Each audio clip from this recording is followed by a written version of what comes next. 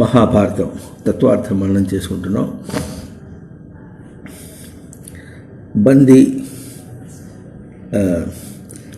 అష్టావక్రుల వ్యక్తీకరణ, వేదం ఏమంటున్నదో వ్యక్తీకరణ పోయిన వారం చెప్పుకున్నాం. దాని ప్రకారంగా దానికి అన్ని అడ్డంకులే వస్తున్నాయి. మొత్తానికి ఇప్పుడు 8 ఎన్నో అప్లోడ్ చేశారు యూట్యూబ్లో కూడా. మళ్ళీ 2 రోజుల నుంచి ఈ వాహనాల వల్ల మనుషులు రాక మళ్ళీ అడ్డం పడింది, మళ్ళీ వస్తుంది. ఇప్పుడు ఆ వ్యక్తీకరణ అని చెప్పుకున్నాం. అంటే వాళ్ళు వేదం ఏం చెప్తుందో వాళ్ళు వ్యక్తం చేస్తున్నారు. ఇప్పుడు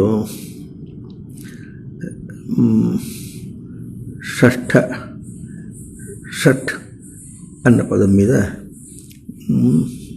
అష్టావక్రుడు తన జ్ఞానాన్ని వ్యక్తం చేశారు. వేదములు ఏం చెప్తున్నదో దాన్ని వ్యక్తం చేశారు. శ్లోకాన్ని మననం చేసుకున్నాం. ఇంకా ఒక్క మాట చెప్పుకుని తర్వాత శ్లోకానికి వెళదాం. షట్ శబ్దానికి ఇట్లా తను తాను పదును పెట్టుకోవటము, చెక్కుకోవటము అని చెప్పుకున్నాం. ఈ పదం యొక్క ప్రాముఖ్యతకి అంతు లేదు. వెనుక అష్టావక్రుడు చతుహు అనే పదంతో, అంటే 4 అని ప్రసిద్ధార్థం. 4 అన్న సంఖ్య అని చెప్పినట్టుగా చెప్తూ, చతుహు అంటే చితే యాచనే ధాతు. వేదం ఏం చూపిస్తుందంటే ఇవన్నీ కొన్ని అంశములుగా చెప్తోంది. యాచనే అంటే నువ్వు ఏం అడుగుతావో అదంతా వేదంలో, నీకేం కావాలో అదంతా వేదంలో, నీకేం కావాలో అదంతా శ్రీకృష్ణానంద మఠంలో ఉంది. భగవద్గీత గురించినటువంటి పూర్ణమైనటువంటి వ్యావహారిక వ్యక్తీకరణ, వ్యాకరణ విశేషాలతో సహా ఉన్నది. కృష్ణ తత్వం మీద చాలా చార్ట్స్ ఉన్నాయి, పాటలు ఉన్నాయి, ఇంకా తర్వాత ఇంకా అటువంటివి చాలా ఉన్నాయి కృష్ణ శబ్దానికి, ఇంకా భగవద్గీత శబ్దానికి. అట్లాగే వేదములు ఏం చెప్తున్నాయి, ఎట్లా చెప్తున్నాయి అని చెప్పడానికి శతరుద్రీయం అని ఒక పుస్తకం, ఇంకా ఇది యజుర్వేద సంధ్యావందనం ఒకటి, ఇంకా సృష్టి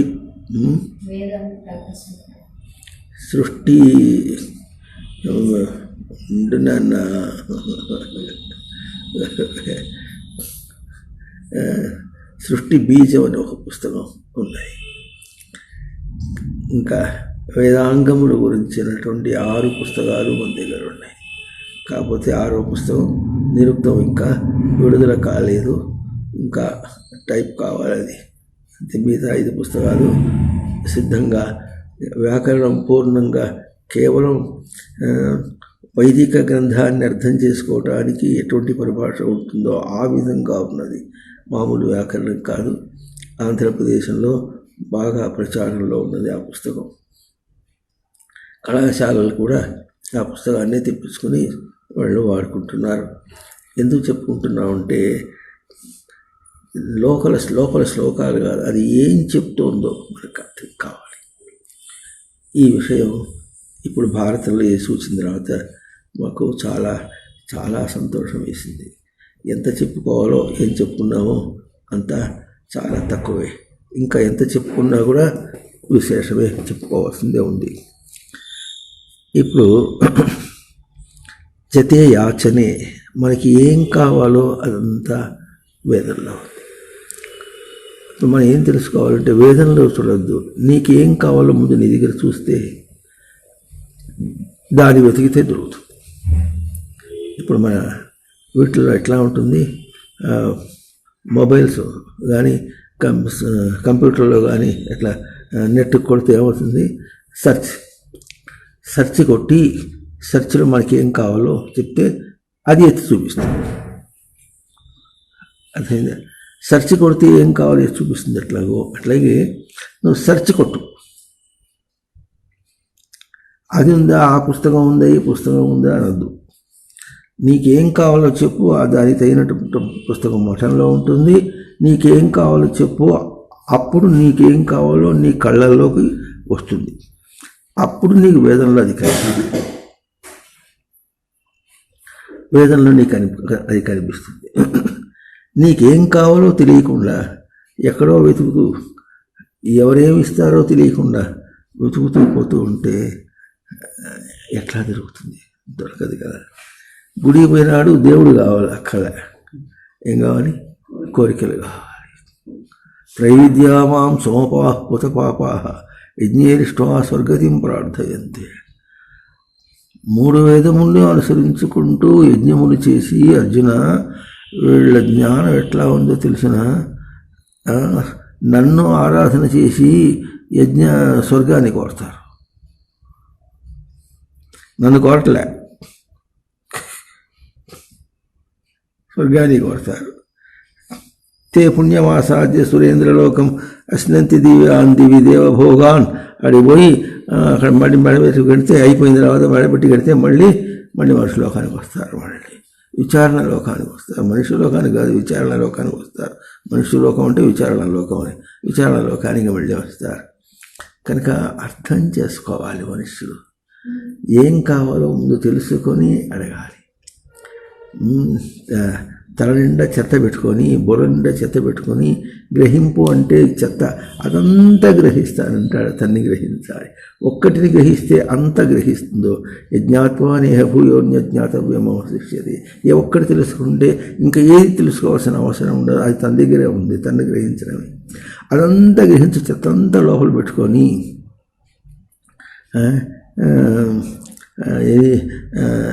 నాకేం అర్థం కావటం లేదంటే, ఒకసారి తనకు బాగా పరిచయం ఉన్నటువంటి సన్యాసి దగ్గరికి ఒక మంచి ధనికుడే వెళ్ళాడు. వెళ్ళి, అయ్యా నాకు సంసారంలో చాలా కష్టంగా ఉంది, నాకు ఏదైనా ఉపాయం చెప్పమంటే ఏదో మంత్రం చెప్పాడు. ఆ ఇంటికి పోయినాడు, కానీ ఆ గోల్లో కూడా ఆ మంత్రం మర్చిపోయినాడు. మళ్ళీ 6 నెలలకు మళ్ళీ వచ్చాడు, మళ్ళీ ఇంకో మంత్రం ఇచ్చాడు, మళ్ళీ అదే గతి. ఆ మంత్రం విలువ కానీ దాని జపం చేయటం కానీ అంత దృష్టి లేదు మనిషికి. చెప్పిందేమో చేయడు. ఏం చేశాడు? ఆ తర్వాత నువ్వు మంత్రాలు ఇస్తున్నావు కానీ నాకేం అందటం లేదన్నాడు. సరే అయితే పో, ఒకసారి నేను మీ ఇంటికి వస్తాను పోమన్నాడు. ఆయన వస్తే ఏం చేశాడు? ఒక జోలి పట్టుకొని ఆ జోలిలో కుళ్ళిపోయిన టొమాటోలు, ముదిరిపోయిన బీరకాయ, బెండకాయలు, పుచ్చిపోయినటువంటి ఇంకా ఉన్నాయి అవన్నీ వేసుకొని, ఆ తర్వాత వస్తూ ఇంత కొంత బురదుంటే బురద దానిలో వేసుకొని, అటు వస్తుంటే కాస్త పేడ ఉంటే పేడ జోళ్ళు వేసుకొని అంతా తీసుకొని వచ్చి భవతి భిక్షాందేహి అని వాళ్ళ ఇంటికి వచ్చి అడిగాడు. వస్తే మన స్వామి, తెలిసిన స్వామి వచ్చాడు. చూడండి స్వామి, నేను భిక్ష పెట్టాయా అన్నాడు. అంటే దానిలో చూస్తే అంత చెత్త అంతా ఉంది. అదే స్వామి, అంత చెత్త పెట్టుకుని దానిలో నేను నీకు భిక్ష వేస్తే అది ఎట్లా తింటావు కనుక అది నాకు ఇచ్చి చాలని శుభ్రం చేసేస్తాను, లేకపోతే తీసి పారేసి నీకు కొత్త జోలె కొనిస్తా, నీకు దానిలో వేసిస్తా, నీకెందుకు బంగారు పళ్ళెం కొనిస్తా, దానిలో వేసిస్తా అన్నాడు. అబ్బా, అంత తెలివి నీకు ఉంది కదా, చెత్త అంతా నీ దగ్గర పెట్టుకొని నన్ను అడిగితానికి వస్తే నేనేం చేసేది? నేను ఇచ్చింది ఎక్కడ వేసుకుంటా, చెత్తలు వేసుకుంటే ఎక్కడ మనకు వస్తుంది? అర్థమవుతుందా అని అన్నట్టు. అప్పుడు ఆయనకు అర్థమైంది. కానీ ఏమో అర్థమైంది చెత్త అంతా అంటాడు. నా దగ్గర చెత్త ఏముంది అసలు? ఏముంది? నేను పెళ్ళాం, వ్యాపారము, ఉద్యోగము, సద్యోగము, డబ్బు, ఇల్లు, మరి తిండి తిప్పలు అన్నీ. ఏది కాదంటానికి, అసలు కాందానికి కోసం పోవటానికి టైం ఏది?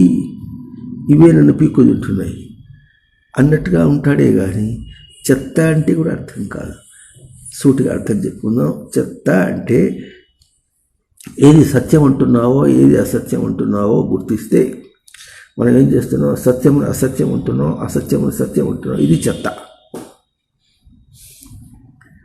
అర్థం ఉందా? సత్యమును అసత్యం ఉంటాడు, ఆత్మని అనాత్మభావము, అనాత్మని ఆత్మభావం. నేను అన్నదానికి ఏం కానిదని వదిలేసి అవతల దాని సత్యం ఉంటుంది. ఇది చెత్త మన దగ్గర ఉంది. ఈ కానిది ఎంత ఉంది, ఇదంతా ఉంది, ఇదంతా సత్యం ఉంటున్నాడు. అదంతా సత్యం ఉంటే ఇది ఒక్కటే ఆగుతుంది. సూటిగా ఉపాయం ఒక సామెత చెబుతారు. తినటానికి బతకాలా, బతకటానికి తినాలన్నా? ఆ ప్రశ్నలో చాలా అర్థం ఉంది. తినుట బ్రతుకుట. ఈ బ్రతుకుటకి చెత్త అంతా పెట్టుకుంటే అంతా తినాలంటే ఈ అన్నమే కాకుండా అంతా తినాలనుకుంటాడు, అందరినీ మిగేయాలనుకుంటాడు. అందువల్ల అది తనకు తెలుస్తుంది. అట్లా కాకుండా తినడం కోసం, బతకడం కోసం తింటాం, బతకడం కోసం ఎంత కావాలో తినేసి దృష్టి ఎట్లా ఉంటుంది. ఇదే సత్యం. ఇది మాటల్లో చెప్పుకున్నాం. అర్థమవుతుందా లేదా? అర్థమవుతుంది, కానీ అర్థం కాలేదు. ఎందుకు అర్థం కాలేదంటే అంటే ఎట్లా ఉంటుందో ఆ మాట యొక్క విలువ తను ధారణ చేస్తే ఎట్లా ఉంటుందో, అవతల ప్రవర్తిస్తే ఎట్లా ఉంటుందో తెలుస్తుంది. తన స్వరూపం కనుక తెలిస్తే బయట దాని యందు ఎంత భావం ఉంటుందంటే, అంటే విరాగం. అది ముఖ్యం కాదు. అది ముఖ్యం కాదన్నప్పుడు ఎట్లా ప్రవర్తిస్తాడో, అదే ముఖ్యం అనుకుంటే ఎట్లా ప్రవర్తిస్తాడో, ఆ తేడా ఎట్లా ఉంటుందంటే గుర్తించి ఆచరించినంత ఉంటుంది. దానిలో మళ్ళీ మొండితనం ఉండకూడదు, తెలిసి తెలియని ప్రవర్తన ఉండకూడదు. సూటిగా అర్థం కావాలి. ఎక్కడ ప్రవర్తిస్తున్నావో అక్కడే అది అసత్యము, నేను సత్యము. నన్ను నిలుపుకునేటట్టు ప్రవర్తించాలి, దాన్ని వదిలేసేయాలి. మనం ఏం చేస్తున్నాం, దాన్ని పట్టుకునేటట్టుగా ప్రవర్తించి దీన్ని వదిలేస్తున్నాం. అంత దోషం వస్తుంది. కనుక చితే యాచనే ధాతు. నువ్వు అడుగు, నీకేం కావాలో అడగటం అంటే చేత్తో ఎటు చూపిస్తున్నావు అట్లా అడగటానికి కూడా ఏం పట్టుకున్నావు నువ్వు. దీన్ని కూడా ఇంకొక చిన్న పెట్టగా చెబుతూ ఉంటారు. ఎట్లా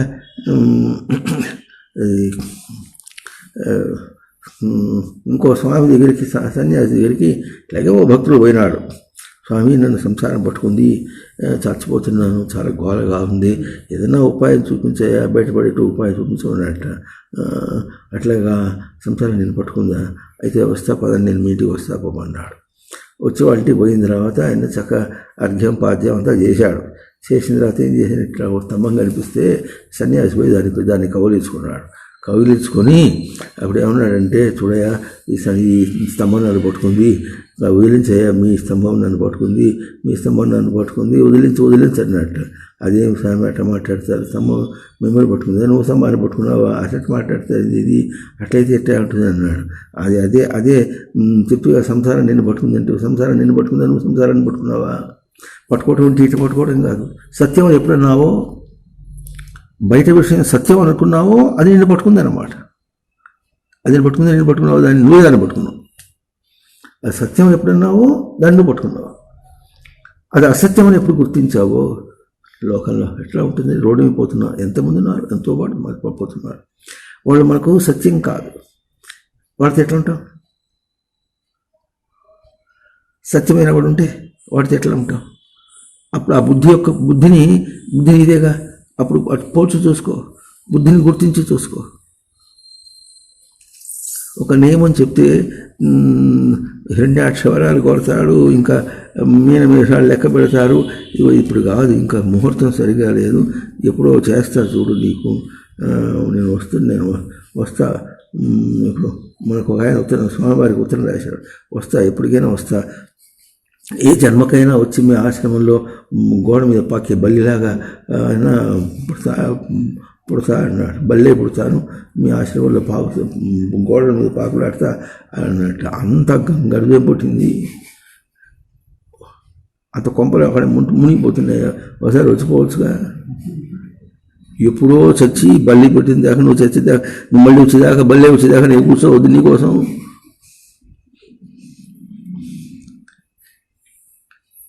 ఇవన్నీ తెలివి లేకుండా మనం మాట్లాడాము.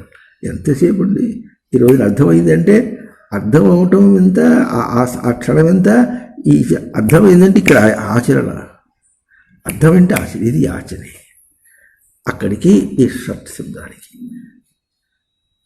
నీకేం కావాలో తెలుసుకుంటే అక్కడ లేని అర్థమైతే సత్యాసత్యములు తెలిస్తే నిత్యానిత్య వస్తువు వివేకం అనేటటువంటిది సాధన కర్మలో మొట్టమొదటిది. నిత్యమేమో అనిత్యమేమో తెలుస్తుండే. అన్నీ అనిత్యమే, ఏది పోయేటప్పుడు తీసుకుపోయేది కాదు, ఏ ఆచారము కాదు. కనుక దేనికోసం చేస్తున్నాం? ఆచరించడం కోసం. మరి చెప్పుకుంటాను చూడండి, అన్నం తింటున్నా కూడా ఆచరిస్తున్నాడు. అంటే ఆస్మృతౌ చరతి, ముద్ద నోట పెట్టుకుంటున్నాడు కానీ ఏముంటుంది? స్మృతిలో చరిస్తున్నాడు. నడుస్తున్నా స్మృతిలో చరిస్తున్నా, మాట్లాడుతున్నా స్మృతిలో చరిస్తున్నా, ఒక నేము కాఫీ వద్దన్నా స్మృతిలో చరిస్తున్నా, ఒక వస్త్రధారణ స్మృతిలో చరిస్తున్నా. ఏది అది ఎప్పుడు చూడాలి?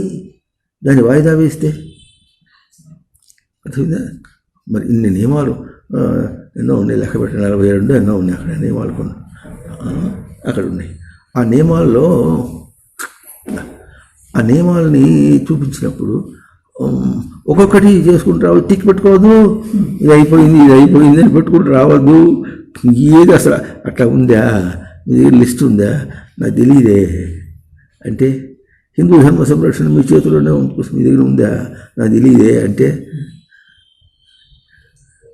అంత నిర్లక్ష్యంగా ఉన్నారన్నమాట. ఈ నిర్లక్ష్యము షట్ శబ్దానికి చేర్చదు. అడుగు, అవునా, చెక్కుకోవాలి. ఎంతసేపు అదే పని, అది ఈ క్షణాన్ని వెంటనే మొదలు పెడితే ఎన్ని జన్మలకు కడదేరును. నువ్వు మొదలుపెట్టి చేసుకుంటూ పోతుంటే దేహం విడిచినప్పుడు కూడా ఆ చేసేటటువంటి ఆచరించేటటువంటి సాధకుడుగా పోతావు. దేహాన్ని చూడు, నిర్లక్ష్యం చేసావు అనుకో, నిర్లక్ష్యంగా పెడతావు. అవునా, లాజికల్ బాగుంది. అది వేదం, అది ఉనికి. వేదం అంటే సత్ చైతన్య ప్రకాశ నివాస విచారణ జ్ఞాన సమృద్ధి. ఇంతసేపా కుడి చేతికి ఎడం చేతికి అంత దూరమా? సత్యాసత్యం, వృద్ధి అంటే శిక్ష పొందినటువంటిది, శిక్ష లేనటువంటిది, రెండు ఒకే చేతిలో ఉన్నాయి. రెండు కలిపి ఎంతసేపు, రెండు కలిపేటప్పటికి ఎంత అవుతుంది? దీన్ని ప్రకాశంలోకి తీసుకొచ్చామన్నమాట.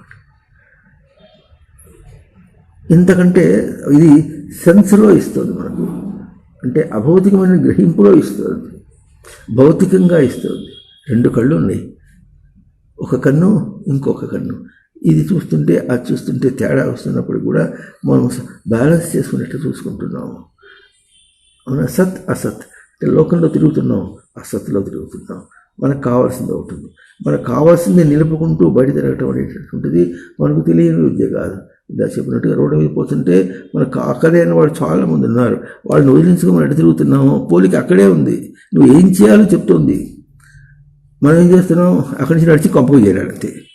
ఈ మధ్యలో చూపించినటువంటి విజ్ఞానం అంతా ఏది గుర్తించడం లేదు.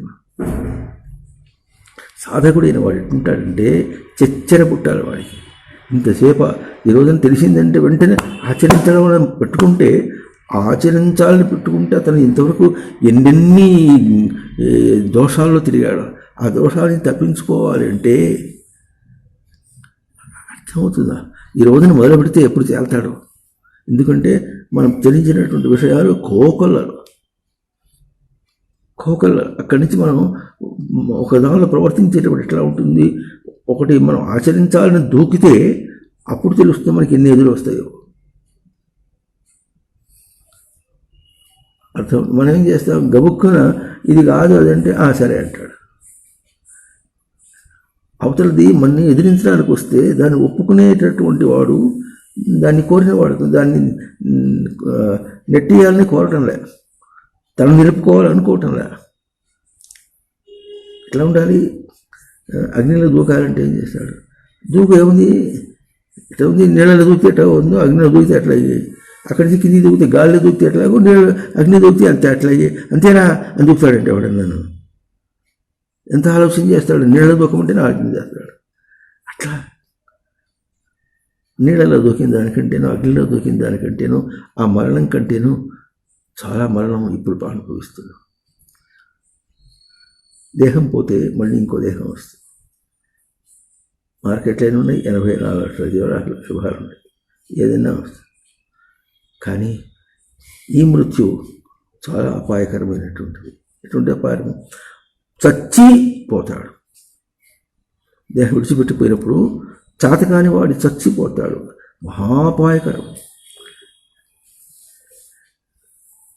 కదా. స్వామి ఇట్లా కుతస్తు ఆకస్మలమిదం విషమే సమర్పస్థితం. ఇంత విషమం, ఇంత సంకటం, ఇంత సంకటంలో ఉన్నావు నువ్వు.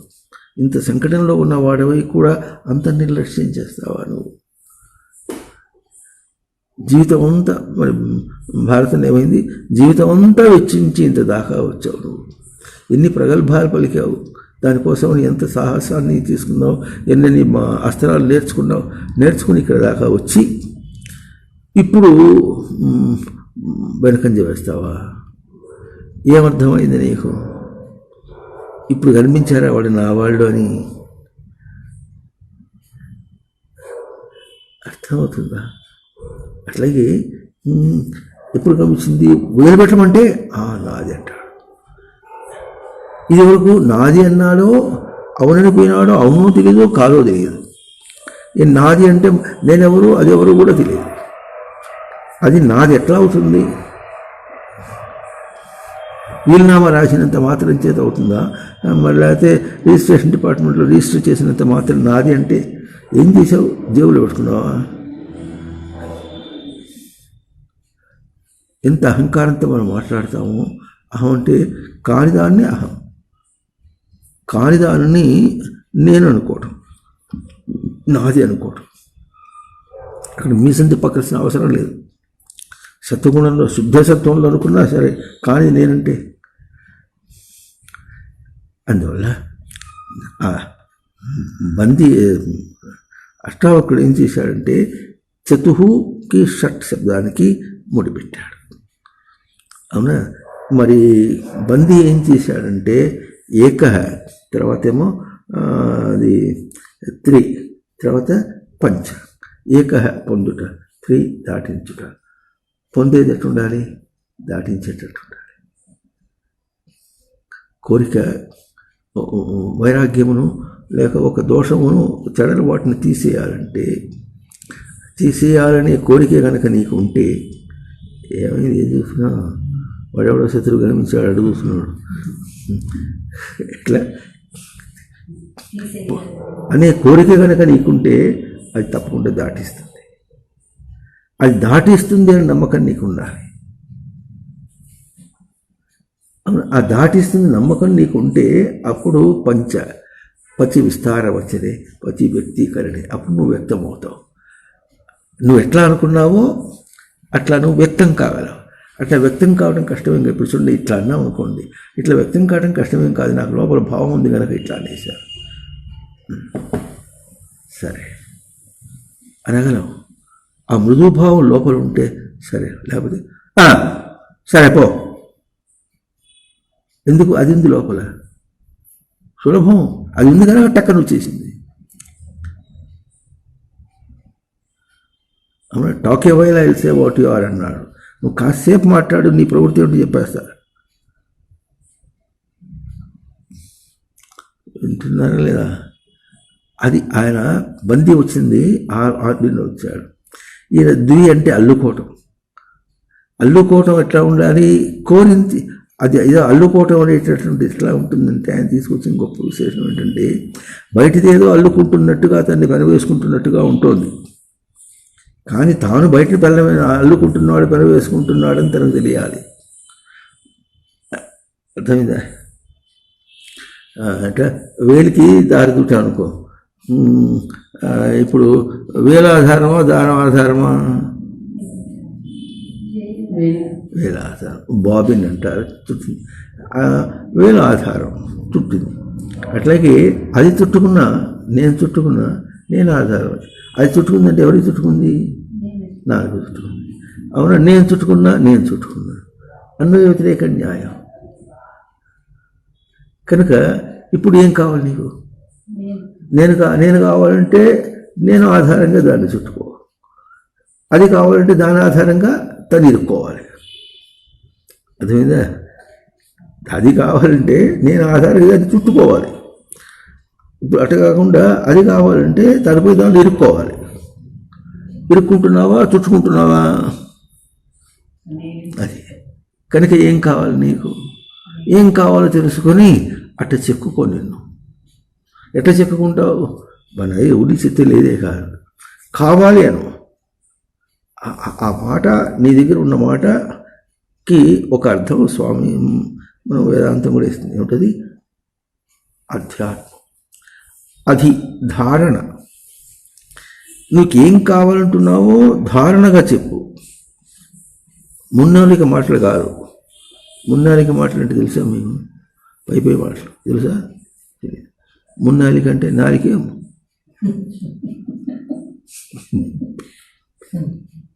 మొత్తమే కావాలే. మొత్తం అన్నాగా ఇంకా దుపు మొత్తం చేస్తా తీ. కాఫీ మానేస్తే తీ. పాశ్చాత్యులు భాష అవుతుంది తెలిసిన వాళ్ళు పొద్దున్నే వాళ్ళు బ్రేక్ఫాస్ట్ అంటారు. బ్రేక్ఫాస్ట్ అంటే ఫాస్ట్ అంటేనేమో అట్లా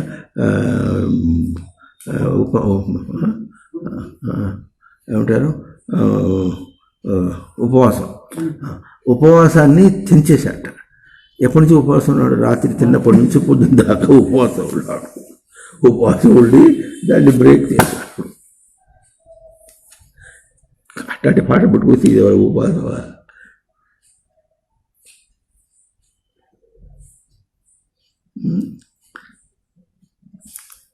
దానం చేయరంటే అంటాడు ఇంట్లో 50 మంది రోజు 50 మందికి అన్నదానం చేస్తారన్నాడు.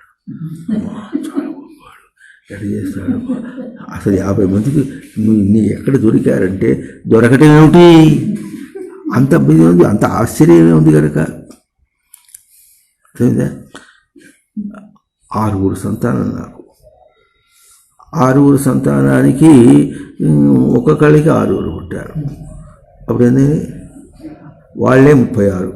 6 36. 36కి 12. వాడిద్దరు ఉన్నారుగా, వాళ్ళు 12 అయితే 48 అయింది. నేను మా ఆవిడ ఎంతమంది అయినారు? 50. రోజు 50 మందికి అన్నదానం చేస్తున్నాడు. దీని దానం ఉంటారు ఎవరన్నా? ఓయే బాబు ఎన్ని తెలివి మాట్లాడమాట. కాదు అంటానికి ఎంత తెలివి ఉంటుందో అంత తెలివి అంతా వదిలేసి అసలు ఆ తెలివిని వద్దంటే చాలు. ఆ తెలివిని తీసి పక్కన పెడితే నీకు అవునంటానికి తెలివి వస్తుంది. ముందు కాదు అర్థమవుతుందా? అందుకని ఆయన చతే యాచనే అని ఎవరు అష్టావక్రుడు చెప్తే ఈయన పచ్చి విస్తారవచనే ధాతు. నీకేం కావాలో సరిగ్గా గుర్తిస్తే అప్పుడు అది విస్తరిస్తుంది. అంటే ఇద్దరు పోట్లాడుకోవటంలే. మనం గుర్తించవలసింది ఎవరు? బంది కానీ అష్టావక్రుడు కానీ ఇద్దరు ఒకళ్ళు ఎదిరించి వాదించటం లేదు. తను తెలుసుకున్నంతగా అతను చెప్పుకుంటూ వస్తున్నాడు, ఇతను చెప్పుకుంటూ వస్తున్నాడు. అయితే క్రమంగా తను ఏకహని ఎప్పుడు మొదలుపెట్టాడో 1 అన్న అర్థంగా సంఖ్యావాచకంగా వస్తుంది. అందులో సంఖ్యావాచక శబ్దానికి కూడా సంఖ్య అంటే సమ్యక్ ఖ్యాయతే, ఇంకా అవైకల్యేన ఖ్యాయతే, వికలం కాకుండా చెప్పబడింది అని. కనుక ఇప్పుడు ఏకహ అన్నా ద్వి అన్నా ఏదన్నా సరే అన్ని సంఖ్యలు అంటే వికలం కాకుండా చెప్పేవి. కనుక ఇప్పుడు ఏకహ కూడా వికలం కాకుండా చెప్పాలి, ద్వి వికలం కాకుండా చెప్పాలి, త్రి వికలం కాకుండా చెప్పాలి, చతుహ వికలం కాకుండా చెప్పాలి, పంచ వికలం కాకుండా చెప్పాలి.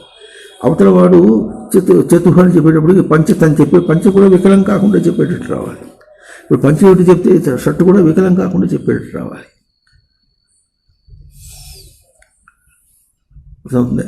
కనుక ఈ విధంగా ఏం చేశాడు? ఆయన ఏది కావాలంటున్నావో వచ్చి విస్తారవచనే వ్యక్తీకరణే. అది విస్తారంగా వ్యక్తమవుతుంది. ఎంత విస్తారం అంటే విస్తారం చనువు ధరించేటట్టుగా, ఇట్లా కాదు, విస్తార వచనే, దాని నుంచి దాటి చేరేటట్టుగా, పొందగలిగేటట్లుగా. అర్థమవుతుందా? అట్లా ఉంటుంది అని పంచతో చెప్పుకుంటున్నాడు ఆయన. ఇప్పుడు ఏమన్నాడు? వస్తుంది అంటే ఉపాయం ఉంది, కానీ తన అంశం ఉంది అంటాడు ఈయన. దీంట్లో కూడా మనం గుర్తుంచుకోవాలి. ఏక పొందుట బందీ చెప్పిన దానిలో, 3 దాటుట, ఈ దాటుట తను చేయగలుగుతాడని. మరి పంచ అంటే విస్తారముని అటు చెప్పుకుంటూ వచ్చాడు ఎవరు? బందీ. అష్టావక్రుడు ఎటు చెప్తున్నాడంటే ది అంటే అల్లుకోవటం, తన అంశం అల్లుకోవటం. అక్కడ అదే ఇదా అని తన అంశమా బయట అంశమా అనే మాట ఎప్పుడు తీసుకొస్తున్నాడు. అట్లాగే చతుహ శబ్దానికి చేతే యాచనే దానిలో ఏది కోరుతున్నావు? ఎందుకంటే మనిషికి ఇప్పుడు ప్రతి చిన్న ప్రవర్తనలో ప్రతి దీనిలో కూడా 2 అంశములు ఉంటున్నాయి. ఏమిటది? బహిహి అంతః. కనుక బయట కోరుతున్నావా లోపలిది కోరుతున్నావా అన్నంత ఒక తీసుకొచ్చి తనది మీద అంశంగా పెట్టుకుని వచ్చాడు. అక్కడ జయించాడు ఎవరు? అష్టావక్రుడు. అంటే జయించడం అంటే బందీ కంటే గొప్పగా వ్యక్తం చేశాడు. బందీ కూడా బాగా చెప్పాడు. కానీ అష్టావక్రుడు ఏం చేశాడు? ఆధ్యాత్మికము అనే వేద శబ్దానికి తన మీద ప్రయోగం చేయబడినటువంటి ఉనికి చైతన్య ప్రకాశ నివాస, ఇవన్నీ కూడా ఉనికి చైతన్య ప్రకాశ నివాస విచారణ జ్ఞాన సమృద్ధి ఇట్లా కాదు. అర్థమవుతుందా? తన మీదే ప్రయోగం చేసింది. అంటే ఎట్లా ఉంటుంది? ముందు తన యందు తన ఉనికి గుర్తింపబడితే అప్పుడు బయట యొక్క ఉనికి ఎట్లా ఉంటుందో అర్థమవుతుంది. లేకపోతే అది బయటదే ఎడ తెలుస్తుంది? మనం ఏమంటాం? వాడి బుర్రలో ఏదో పెట్టుకున్నాడు వాడు, మరి చెప్పటంలే, అంతే. గ్రహించలేము. అక్కడ ఒక ఉనికి ఉంది, గ్రహించలేము ఎట్లాగో. అట్లాగే రాయిలో గ్రహించలేము ఎట్లాగో, పంచమహాభూతములో గ్రహించలేము ఎట్లాగో. ఎందుకంటే అవతలిగా ఉంది. ముందు కావాల్సిన ఏమిటి? అసలు ఉనికి అంటే ఎట్లా ఉంటుందో తన దగ్గర గుర్తిస్తే అప్పుడు ఈ ఉనికిని ఎట్లా గుర్తించడం అంటే ఎట్లా ఉంటుందంటే అనాత్మమును కాదని గుర్తిస్తున్నాడు. అర్థమవుతుంది? అనాత్మమును కాదని ఉనికి కాని దానితో పోల్చుకుని ఇది ఉనికిని గుర్తిస్తున్నాడు. ఎప్పుడు గుర్తించాడో అప్పుడు వెంటనే బయట వాళ్ళు ఎటువంటి ప్రవర్తన చేసినా ఆత్మ అనాత్మ తెలుస్తుంది. పౌరాణికంగా చెప్పేటప్పుడు కూడా మన వాళ్ళు ఏం చేశారు? బ్రహ్మగారు మరి బ్రహ్మమానస్పతిలో, తర్వాత ఇంకా ఈ సప్తఋషుల్లో ఈయన వశిష్ఠుల వారిని కూడా చేసి మరి ఈయన పూర్తి జ్ఞానంతో పుట్టారు. ఈయన లోకాన్ని ఎట్లా ప్రవర్తిస్తాడు, లోకాన్ని ఎడ చెప్తాడంటే కనుక ఏం చేయాలి? ముందు అవతల దేవుడు తెలియాలి. అనాత్మ ఏమిటో తెలిస్తే అప్పుడు చెప్పగలుగుతాడు ఆత్మని చెప్పు. అందులో ఏం చేశాడు? కమలంలో నీళ్ళు తెలిసి చల్లి ఇట్లా విష్ణువు చల్లినట్టు చల్లేశాడు అన్నమాట. అది చల్లి ఏం చేశాడు? కాసేపు చల్లేటప్పటికి వెంటనే నా కమండల మీద నా దర్భాసన మీద నా కమండల నా దర్భాసన వెతుకుంటున్నాడు. ఇక చాలు బయటనే నాని ఎప్పుడు గుర్తించావో అని అర్థం వచ్చేసింది అనమాట. అప్పుడు అది చాలనుకుంటే అప్పుడు తన జ్ఞానంతో పోల్చుకుందని చెప్పగలుగుతాడు. అందువల్ల ఆయన ఉన్నాడు, పంచ అనేది ఇంత విస్తారం అంతా బాగానే ఉంది, కానీ ఏం కోరుతున్నావో ఆ కోరటంలో తన దృష్టి ఎట్లా ఉంది, తను గ్రహించిన దృష్టి ఎట్లా ఉంది. ఆ గ్రహించిన దృష్టితో కూర్చుకుంటే అప్పుడు తన్నే చెక్కుకోవాలి. ఇష్టట్టు చూపిస్తుంది తను చెక్కుకోవాలి, బయట దాన్ని చెక్కేది కాదు. అర్థమవుతుందా? ఈ చెక్కుకోవటానికి ఇది ఒకసారి చెప్పుకుంటాం, మళ్ళీ ఒకసారి చెప్పుకుంటాం. ఒక రాయి తీసుకుని రాయిలోంచి విగ్రహం చెక్కాలి అంటే ఏం చేస్తున్నాం మనం? కానీ దాన్ని చెక్కవతల పారేస్తున్నాడు. అర్థమవుతుందా? రాయిలోంచి విగ్రహం తీస్తే ఎట్లా ఉంటుందో ఆ రూపాన్ని చూపిస్తాడా?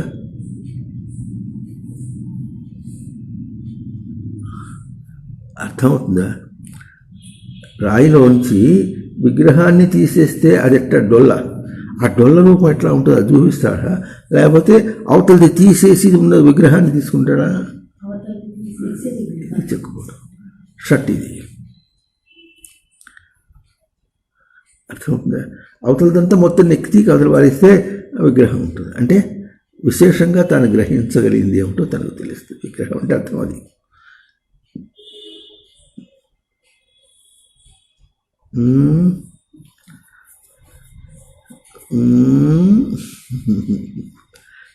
ఇక్కడ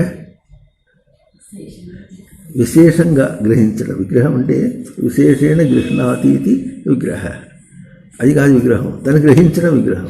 ఓ అబ్బాయి ఇటువంటి పదములు తెలుసుకోవాలంటేనో ఇటువంటి మనం చేయటానికి అసలు నోచుకోవాలి. ఎన్నో నోయాలంటే అదే కావాలి, వినాలని జిజ్ఞాస లోపల ఉంటే అదే నోము. మనం ఏం చేస్తాం, నోవంతా నోచాము, లోపల జిజ్ఞాస ఏమీ లేదు. ఆ దేవత మన నెట్ట వరిస్తుంది. ఓ అబ్బా చాలామంది ఉన్నారు ఇప్పటికీ, ఇంతమంది నోములు వచ్చిన వాళ్ళు చాలామంది ఉన్నారు, అందరికీ నేను ఎక్కడి ఆశీర్వాదం చేసేది అంటుంది. అందరు నోములోసే ఇటు అయినారు. వాళ్ళకి పనికిరారు, లోకానికి పనికిరారు, ఇంకా నోముకి పనికిరారు, దేవతకు అసలే పనికిరారు, ఇంకేం పనికి వస్తారు వాళ్ళు. ఉంటున్నారా? కనుక ఈ విధంగా ఏం చేశాడు, షట్ అనే పదముకి ఒక్కొక్క పదము చెప్పుకుంటూ పోతుంటే వేదం యొక్క విలువ బాగా తెలుస్తుంది మనకు. చెక్కుడు దాకా తీసుకొచ్చింది. అది చూపించి ప్రతి చిన్న విషయంలో ఇప్పుడు సాధకునికి కర్తవ్యం చెక్కుట.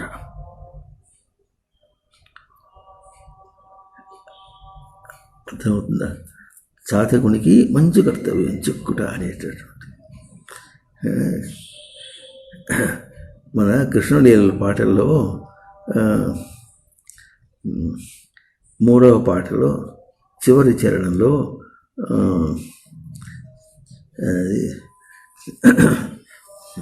అంతఃశత్రువు రాక్షసమనగా పగపట్టి కంసుడు హరిని వధించగా. ఇది మనం చేసే పని. మనం ఏం చేస్తున్నామంటే తగుదునమ్మా అని గుడికి పోతాడు, అన్నీ చేస్తాడు. వాడి ప్రవర్తన నిజంగా చెప్పాలంటే హరిని వధించడానికి పగబట్టాడు వాడు.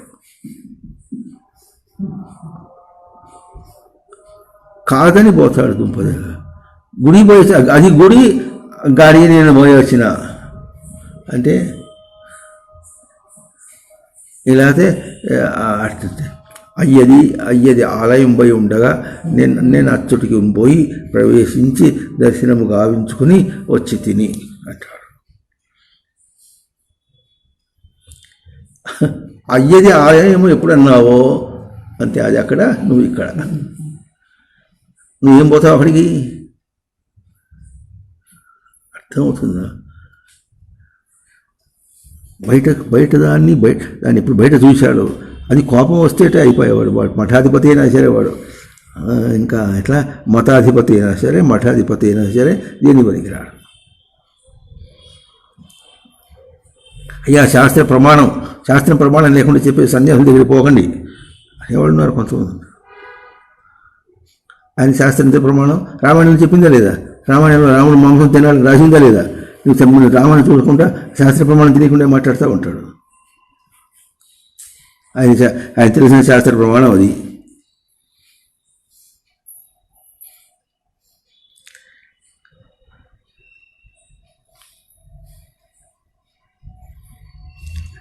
నాన్న తిట్టాడు, కొట్టాడు.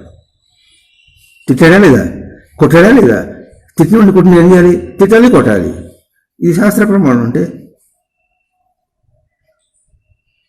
పశువాడికి వచ్చినప్పుడు కూడా నాన్న కొడితే చేస్తే తిరగబడతాడా? తిరగబడు. అటు పడేవాడే ఎవరో ఇద్దరు ఉంటారు, వేరే సంగతి ఉండరు. పెద్ద అయిన తర్వాత నాన్న తిట్టినా కొట్టినా నా మేలు కోసమే చేశారంట.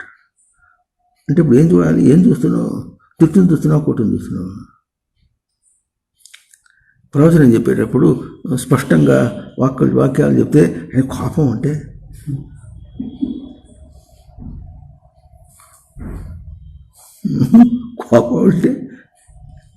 ఆయనకెందుకు కోపం?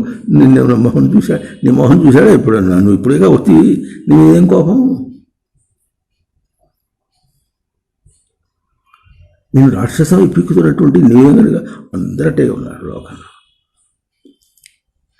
ఎట్లా ఉండాలి? అందరి గురించి సర్వసామాన్యంగా చెప్తుంటే ఉండాలి, ఒక్కొక్కడు నా కోసం చెప్తున్నారా అన్నట్టుగా ఉంటుంది.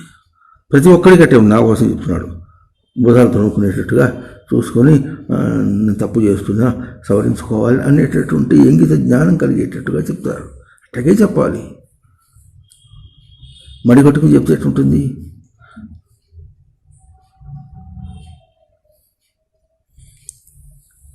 కనుక షట్ అనే పదం చేత చాలా చక్కగా చెప్పారు.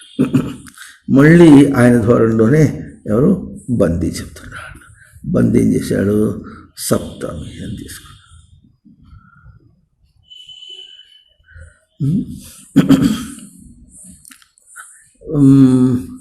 అది ఎందుకు తీసుకున్నాడు? అవును, 1 తర్వాత 2, 2 తర్వాత 3, 3 తర్వాత 4, 4 తర్వాత 5, 5 తర్వాత 6, 6 తర్వాత 7 అని సంఖ్యకు విలువ ఇచ్చుకుంటూ పోయినారు, ఎక్కువ విలువ ఇచ్చుకుంటూ పోయినారు. ఆ సంఖ్య గట్ట విలువ ఇచ్చుకుంటూ పోయినారు. చెప్పండి, 1కి 2కి ఎంత విలువ ఎక్కువ? చెప్పండి గట్టిగా. ఇంకెవరు చెప్పరు? 1కి 2కి ఎంత విలువ ఎక్కువ? 1 విలువ. 2కి 3కి, 3కి 4కి 1, 4కి 5కి 1. 1 అంటే ప్రవర్తన, ప్రాప్తి, ఎరుక. ఇణుగతం. గతి శబ్దానికి ప్రవర్తన, ప్రాప్తి, ఎరుక అన్నీ ఒకటే, అన్నీ సంఖ్యలే, కానీ ప్రవర్తన ఎక్కువ, దాని విలువ అది లెక్క. అర్థమైందా? కనుక ప్రవర్తనలో అధిగమించుకుంటూ పైకెక్కింది. ఇప్పుడు ఏక అంటే ప్రవర్తన, అంటే ప్రవర్తన, ప్రాప్తి ప్రాప్తి, ఎరుక ఎరుక.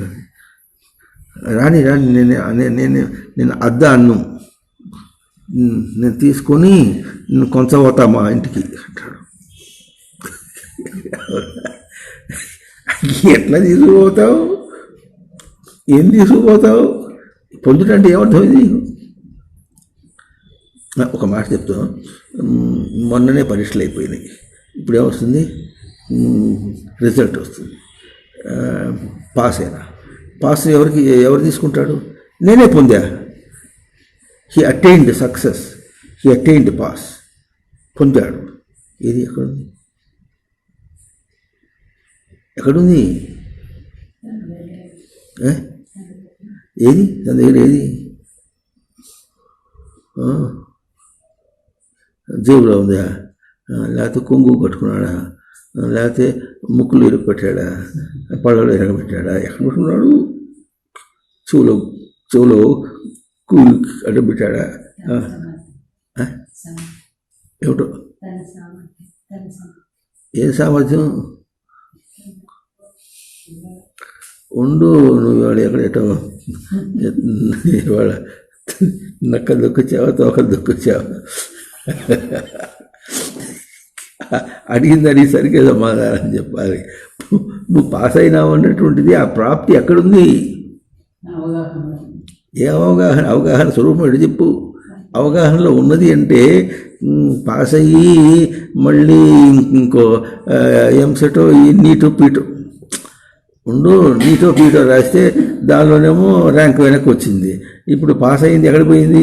ఆ అవగాహన, ఆ ప్రాప్తి ఎక్కడ పోయింది?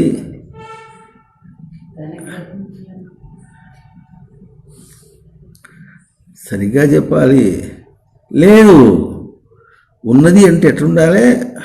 పొందినప్పుడు ఎట్లుంటుందో అట్లయే ఉండాలి. ఆ విలువ తగ్గకూడదు. అది గ్రహింపు అంటే అవగాహన అంటే. అర్థమైందా లేదా? ఆ తర్వాత మరి ఏదో కాలేజీ ఫస్టే వచ్చాడు, ఏదో చేశాడు, మొత్తానికి వాడు అనుకున్నటువంటి BA సీటో ఏదో వచ్చింది, ఇంజనీరింగ్ సీట్ ఏదో వచ్చింది, అంతా అయిపోయింది. మళ్ళీ అక్కడ ఏదో కారణం చేత ఫెయిల్ అయినాడు అనుకో. అప్పుడు ఈ ఫెయిల్ అయినది ఇప్పుడు వీడికి అవగాహనలో ఉందా? అప్పుడు సీట్ వచ్చిన సంతోషం అవగాహనలో ఉందా? ఇంత అయిపోయి చదివి పాస్ అయినాడు, ఉద్యోగం రావట్లేదు. ఎంతసేపు చేసినా ఉద్యోగం రావట్లేదు. ఉద్యోగం అది రావాలన్నా వీడు పోవాలి. నువ్వు ఉద్యోగం రానప్పుడు ఇప్పుడు ఎట్లా ఉంటుంది? ఇంజనీరింగ్ చదివినట్టు ఉంటుంది. అయితే మొత్తానికి ఇంజనీరింగ్ చదివాడు కనుక మరి ఎన్నో 10 లక్షలు 20 లక్షలు కట్నం ఇచ్చి పెళ్ళి అయితే చేశారు. బాగుంది. ఈ 20 లక్షలు ఖర్చు అయ్యేదాకా దాని ఇద్దరే పెడతాడు వాళ్ళ ఆవిడికి. ఆ తర్వాత ఇప్పుడు సంతోషం ఏది? ఇది సంతోషం కాదు, ఇది ప్రాప్తి కాదు. అర్థమవుతుందా? ఏది ప్రాప్తి అవుతుంది? అల్లుకోవటం ప్రాప్తి అన్నాడు. అది అధికం, ఇంకా ధారణ ఎక్కువ. అది ఎట్లా అల్లుకోవాలి? అది నిన్నెల్లుకోవాలి, నువ్వు దానిలో ఇరుక్కోవాలనా అని మళ్ళీ అది ఒక ప్రశ్న వేసింది. మళ్ళీ అల్లుకోవడం వస్తే అదొక ప్రశ్న వేసింది. అప్పుడు ఏమన్నారు? దాటుట అన్నాడు. ఏం దాటాలి? అది దాన్ని ఇరుక్కోవటం అనే దాన్ని దాటుట అన్నాడు. ఆ దాటుట అంటే బాగుంది. ఆ దాటు ఎట్లా ఉంటుంది? సరే అంటే నువ్వు కావాలను దాటాలని, దాంట్లో కావాలనాలి. దాంట్లో కావాలంటే అది ఎట్లా కావాలనగలవు? నీకేం కావాలో అది కావాలా? దాటితే ఏమని ఎందుకు దాటాలనుకున్నావో దాని యొక్క స్వరూపం గుర్తించి అప్పుడు కావాలంటే అప్పుడు ఇది కావాలి. దాంట్లో యొక్క కావాలి, అంతేనా? మరి దాంట్లో కావాలంటే నువ్వు ఏదంటే పచ్చి విస్తారం వచ్చాయి, బయటికి కావాలంటే అటు విస్తారంగా పోతాడు, దాన్ని వ్యక్తం చేసుకుంటాడు, అటు పోతున్నాడు. అది డిబేట్ చేస్తోంది. ఇప్పుడు ఇంకో విశేషం మనం గుర్తించవలసింది. బందీ చెప్పినటువంటి శ్లోకాల్లో ఆ సంఖ్యల్లో అది డిబేట్ చేస్తుంది. డిబేట్ అంటే ఏమవుతుంది? వాదన చేస్తుంది. అది కాదు ఇంకో దాని మీద వచ్చి ఇదంటావా అదంటావా అని చేస్తుంది. మరి అష్టావక్రుడు చెప్పే దానిలో దానికి సమాధానం వస్తుంది. మళ్ళీ ఒకసారి ప్రవర్తన అంటే అటు ఏం ప్రవర్తన? ప్రవర్తన అంటే ఏమనుకున్నావు? మనకేం తెలుస్తుంది? బయట క్రియ కూడా ప్రవర్తనగా చేస్తుంది. పనే ప్రవర్తనగా కనిపిస్తుంది. పని ప్రవర్తన అంటే అది పని, ప్రవర్తన తన స్వరూపం. మనం రెండు కలిపేసి ప్రవర్తన అంటాం. పోల్చుకోవడం చేత కావట్లే. ప్రాప్తి అంటే ఇందా చెప్పినట్టుగా ఏది ప్రాప్తి? ఏది ఎన్ని వచ్చినప్పటికీ భూస్వాహ భూస్వాహ భూర్భోస్వాహ. రోజు తింటే మళ్ళీ మన్నాడు ఎట్లాగైతే మలంగా వదిలేస్తున్నాము అన్నీ అట్లాగే ఉన్నాయి. అన్నీ మలంగా విడిచేసినట్టుగా ఉన్నాయి. మలం అంటే మలధారణే ధాతువు. ఇది కూడా ఒక రహస్యం. మన సమయం వచ్చింది కానీ మనం చెప్పుకుందాం. మనం తినే ఆహార పదార్థాలన్నింటిలో కూడా పొర పదార్థం ఉంటుందన్నమాట. అది ఏం చేస్తుంది? ఆ నిజమైన ఆహారాన్ని ధరించి పెడుతుంది. కందిపప్పు అంటే దాని పొర పదార్థం ఉంది, దానిలో ప్రోటీన్స్ ఉన్నాయి. ఆ ప్రోటీన్స్ని అవి మనకు చాలా సూక్ష్మంగా ఉంటాయి. దాన్ని ఈ పొర పదార్థంలో అది ధారణ చేసి పెడుతుంది. అప్పుడు ఏం చేస్తున్నాం? మనం లోపలికి తినేస్తున్నాం. తినేసిన తర్వాత ఏం చేస్తున్నాం? నవిలేసి ఈ ధారణ చేసినటువంటి దాన్ని వదిలేస్తున్నాం. మలం వదిలేస్తున్నాం అంటే మల ధారణ చేసిన దాన్ని వదిలేస్తున్నాం. అట్లాగే లోకంలో తిరుగుతూ ఉంటే ఎన్నో విషయాలతో ప్రవర్తిస్తున్న విషయాలతో తన ప్రవర్తన ఎట్లా ఉంటుంది? కందిపప్పులో ప్రోటీన్ ఉన్నట్టుగా, దాగి ఉన్నట్టుగా ఎట్లా ఉంటుందో అర్థమైందా? నీకు నిజంగా కావాల్సిన ధారణ పట్టినట్టుగా ఉంటుంది. నువ్వేం చేయాలి? దాన్ని తీసుకొని నవి మింగి అవతల దాన్ని వదిలేసి నీకు కావాల్సింది తీసుకోవాలి. అన్నం తింటున్నా అన్నప్పుడు అన్నం తింటున్నావు అని తనని తింటున్నాడా? తనని గుర్తిస్తున్నాడా? సూటుగా అక్కడికే అన్నం తినేటప్పుడు నవ్వులు తింటున్నప్పుడు ఎవరిని గుర్తిస్తున్నాడు?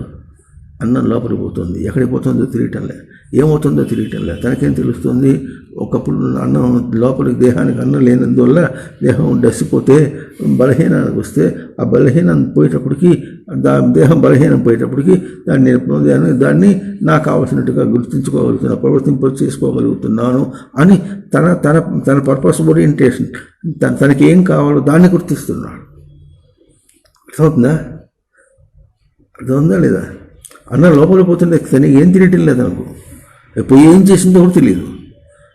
ముద్దకి తను గుర్తించుకుంటున్నాడా? మామూలు మాట. ముద్దకి లోపల ముద్ద పోతుంటే ఆకలి తీరిందని గుర్తించుకుంటున్నాడా? అన్నం లోపల పోయిందని గుర్తిస్తున్నాడా? అర్థమవుతుందా? అది దాటాలి. ఎట్లా దాటాలి? ఇప్పుడు దేని దాటాలి? ఇప్పుడు అన్నం తినటం నుంచి దాటాలి. రైట్, దాటా. ఎట్లా? ఏం దాటాలి ఇప్పుడు? అన్నం తినటాన్ని దాటాలా? లేకపోతే అన్నం తింటున్నప్పుడు ఆ రుచిని పరిగెత్తుని పోతుంటే అప్పుడు ఏం దాటాడు? ఇప్పుడు తనేం గుర్తిస్తున్నాడో, తనేం స్వీకరిస్తున్నాడో దాన్ని దాటేశాడు. అర్థమవుతుందా? 3 వచ్చేటప్పటికి ఏం చేస్తుంది? అది వాదన చేస్తుంది, డిబేట్ చేస్తుంది. అందులో నేనే ఉన్నాడు, చతే ఆచనే అన్నాడు. నీ కోరికలో ఉందన్నాడు. అది కోరుతావా, ఇది కోరుతావా? అది కోరినా ఇది కోరినప్పుడు కూడా కోరింది నిన్నే. దాటడంలో అది దాటుతావా, ఇది దాటుతావా అంటే అక్కడ మళ్ళీ ఆ 2 దాటడంలో తన్నే దాటుతున్నాడు, తన్నే దాటేస్తున్నాడా, దాన్ని దాటేస్తున్నాడా తిరిగిటలా పదం. అవునా? చేతే ఆచనే అన్నప్పుడు కోరుతున్నాడు అంటే అది కోరితే దాన్ని ఎప్పుడు పరిగెత్తావు, ఇది కోరితే దీని ఎప్పుడు ఉంటావు, అన్నీ ఎప్పుడు ఉంటావు. నీవు కోరికలో ఉంది, నీవు గుర్తించి కావాలంటలో ఉంది. స్పష్టంగా తన మీద వస్తుంది. ఆయన ఉన్నాడు పచి విస్తార వచనే వ్యక్తీకరణే ఎట్లా ఉంటుంది? అది బయటిది కావాలంటే అట్టే వ్యక్తం అవుతావు, ఇది కావాలంటే ఇట్లా వ్యక్తం అవుతావు. ఎన్నెన్ని మాటలు చెప్తాడు వ్యక్తిగా కావటానికి. మనకి విసుగొచ్చి అదే కావాలిగా పో.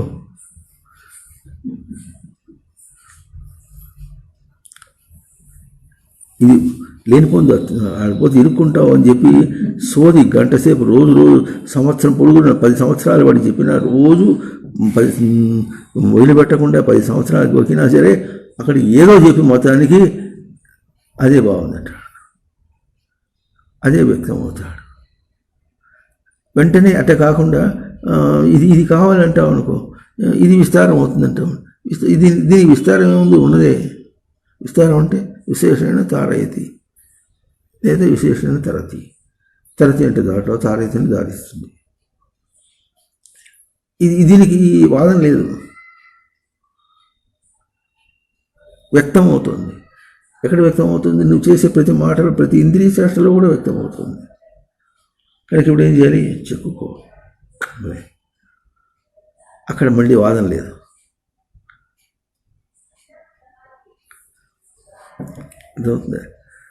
ఇప్పుడు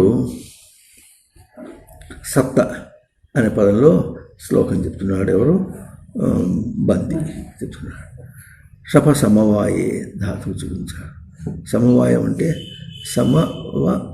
అయగతం అంటే వికలం కాకుండా చేసుకుంటే సమన్వయం చేసుకోవడం అన్నాడు.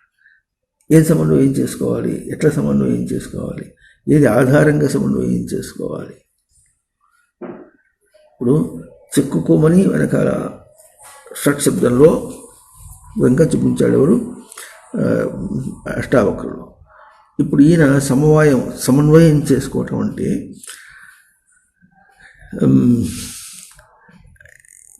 ఎవరికి సమన్వయం చేయాలి? ఇప్పుడు వీడేం చేశాడు? నాయన చూడు, కోరికలు వద్దు, కోరికలు ఉంటే నిన్ను మింగేస్తుంది, చాలా కష్టపడతావు. అవును, నాకు కూడా బాగా అర్థమైంది. రాముడే కావాలని కోరి అందరూ ఏడ్చారు.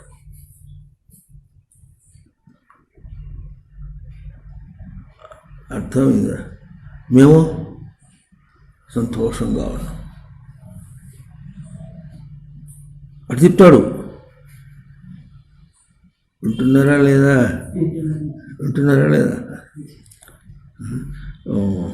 వాక్యం ఉండదు. ఏడ్చేవాళ్ళని ఏడవని, నవ్వేవాళ్ళ అదృష్టమేమని ఏడ్చేవాళ్ళని ఏడవని. మీరు చూడండి ఎంత సంతోషంగా తిరుగుతుంటాము. మీరే కదా స్వామి ఇదంతా వద్దు ఊరికి ఏడుపు, పుట్టినప్పటి నుంచి ఏడిపే వద్దని ఏడిపే అంటే ఆ వద్దనేది పోదుగా, అనేది పోదుగా, అది కూడా చెప్పుకుంటాం. అజ్ఞానం చేత అయినా సరే వద్దు అన్నది సత్యమైన వాక్యం. ఆ మాట చెప్పించేది తనకు గుర్తెరగకుండా చెప్పిన మాట. కావాలని లోకంలో కావాలనేది కూడా తను గుర్తెరగకుండా కావాలన్నది. వద్దనే వాక్యము వదిలిస్తుంది, కావాలనేది అక్కర్లేనిది ఎక్కిస్తుంది. ఆ కావాలనే మాట దాన్ని మళ్ళీ పరమార్థమునకు చెప్పాలంటే, మరల్చుకోవాలంటే, అంటున్నారా, పరమార్థమును పంచుకొని నాకు అది కావాలని చెప్పాలంటే అక్కడ ఎంత ఉంది, చాలా చాలా కౌంట్ ఉంది. కౌంట్ అంటే లెక్క చాలా ఉంది. దాన్ని వదిలించడం అంటే మాటతో వచ్చేది అర్థం కాదు. దాని యొక్క స్వరూపాన్ని యొక్క దోషములన్నింటినీ కూడా తన బుర్రలోకి ఎక్కించుకొని తన ఉనికితో పోల్చుకుని అప్పుడు అది ఉండేది కానప్పుడు దాన్ని పెట్టుకుని ఏం చేయాలి అని ఎంతో తన దగ్గర దాన్ని ఆలోచన అంటారు. అంటే స్మృతిలో దర్శనం అదాన్ని స్మృతిలో దర్శనం. చిన్న ఉదాహరణ చెప్పుకుంటాను చూడండి. అద్దంలో ఎదుర్కొండా కూర్చున్నాడు. ఏం చూస్తున్నాడు? అద్దంలో బొమ్మ చూసుకుంటున్నాడు. అంటే ఏమంటాం మనం? ఎక్కడ చూస్తున్నాడు?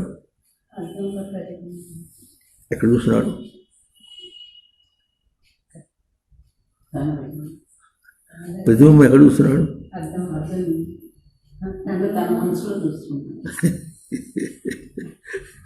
ప్రతిబింబాల్ని అద్దంలో చూస్తున్నాడు, తన దగ్గర చూస్తున్నాడా? చూపు ఎక్కడుంది? చూపు తనదే కదా, తన దగ్గర తనదే, తన చూపే. అది ప్రతిబింబం అనేది కూడా తన చూపే. ఇప్పుడు అది ప్రతిబింబం అని తన చూపా, అదే నేననేది తన చూపా?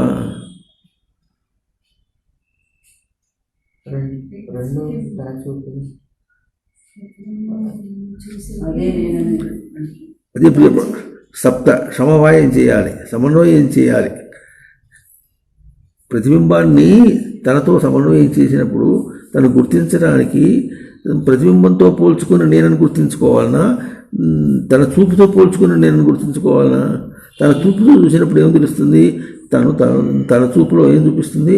అది ప్రతిబింబం చేస్తుంది. అప్పుడు తన చూపు భద్రంగా ఉంది. ఇది తనకు సమన్వయం. అర్థమవుతుందా? తనని చూసుకోవడం కనిపించదు కనుక అద్దంలో చూసి అదే నేనంటే అది కూడా తన చూపే, అదే నేనన్నాడు. అదే నేను అన్నప్పుడు తనకు సమన్వయం కాదు. అది వింటున్నారా లేదా? అలా సమన్వయం కాదు.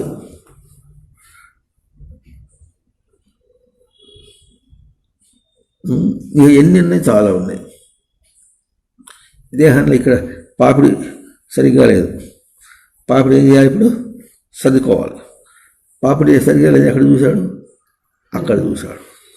అక్కడ సరిగ్గా లేదు కనుక ఇప్పుడు ఏం చేయాలి? దువ్వెన తీసుకొని తనే సవరించబోయి ఏం చేశాడు? దువ్వెన పెట్టి దాన్ని తెచ్చిపోతుంటే ఆ దువ్వెన అది కూడా దూరం పడిపోతుంది. ఏం చేస్తుంది? నీ దువ్వెనకి ఎదురుకుండా వస్తుంది. అర్థమవుతుందా? ఈ దువ్వెన పెట్టి అక్కడ పాపిడి సరిగ్గా చేద్దామని ప్రయత్నం చేసి తీసుకుపోతుంటే అదేం తీసుకొస్తుంది? అది కూడా దువ్వెన పట్టుకొచ్చి పాపిడి అడ్డం పెట్టి నీ దువ్వెన నా దగ్గర రావటానికి వీల్లేదని అడ్డపడుతుంది. ఎట్లా? దువ్వెనకి దువ్వెన ఎదురు అడ్డం పెడుతుంది.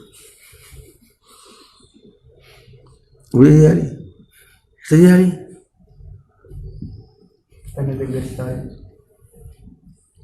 కానీ పాపిడి సరి దిద్దడా అట్లా?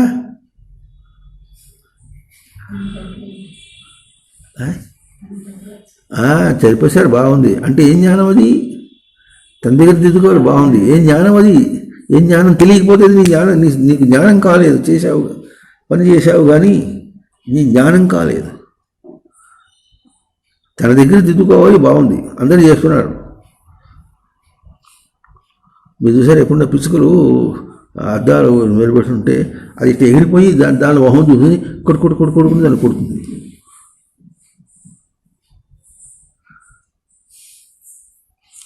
అవునా? ఇప్పుడు తన దగ్గరే దిద్దుకోవాలి అన్న మాటలో జ్ఞానం ఏమి?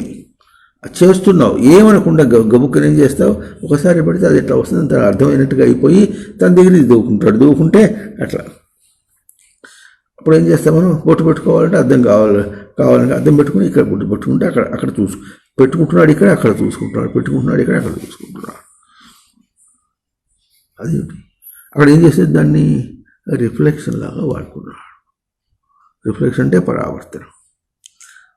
చేష్టకు పరావర్తన, తన రూపం కాదు అది. అంటే దర్శనం ఎక్కడ ఉంటుంది? తన దగ్గరే.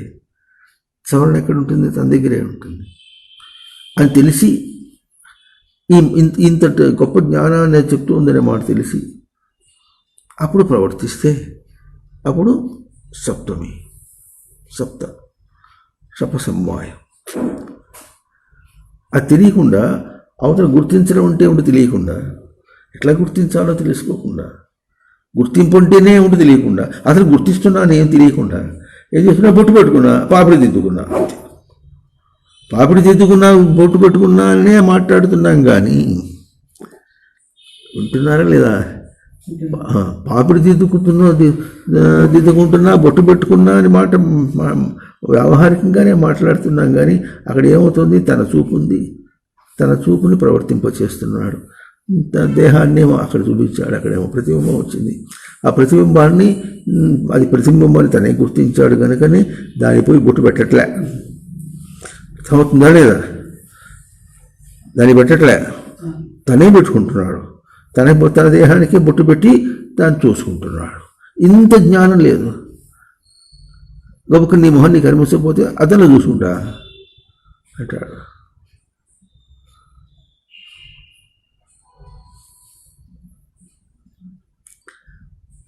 జమ్మగుడిలో మొట్టమొదటి మాట దీన్ని విద్యార్థులకు ప్రయోగం చేసి వాళ్ళు చెప్పాం, నీ మొహం నీకు కనిపించదు, నేను నెట్ట గుర్తించుకుంటా ఉంటా. మొహం కనిపించకపోతే అద్దంలో చూసుకుంటా ఉంటాడు.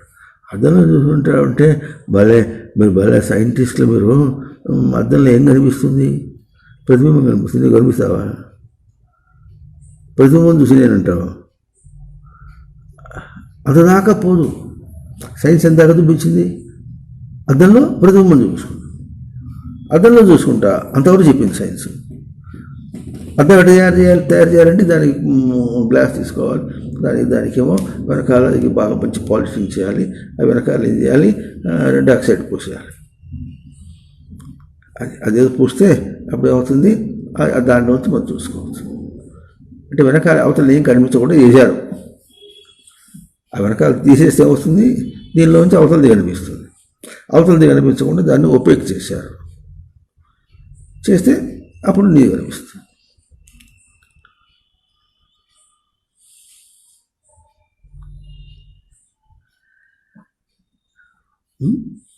కనుక డిబేట్ మళ్ళా, కానీ వాస్తవం, అసత్యం కాదు. అంటే మళ్ళీ రెండు పట్టుకొస్తుంది. ఇట్లా నీవు దానికి సమన్వయం కావాలన్నా, అది నీకు సమన్వయం కావాలన్నా. అంటే మనం ఎట్లా ఉంటాం?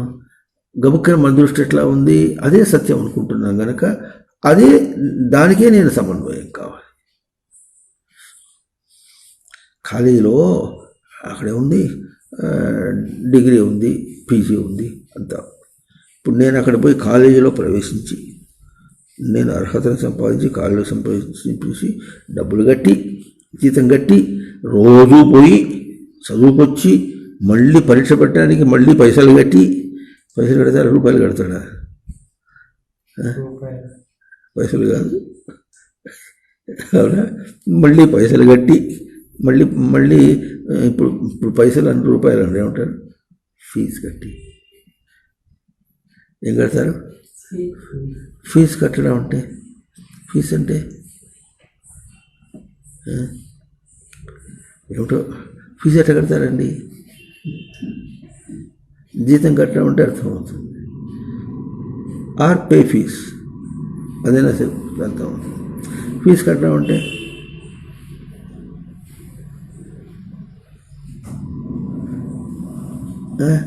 కనుక ఫీజు కట్టి ఏం చేశారు? నన్ను పరీక్ష చేయము అన్నాడు.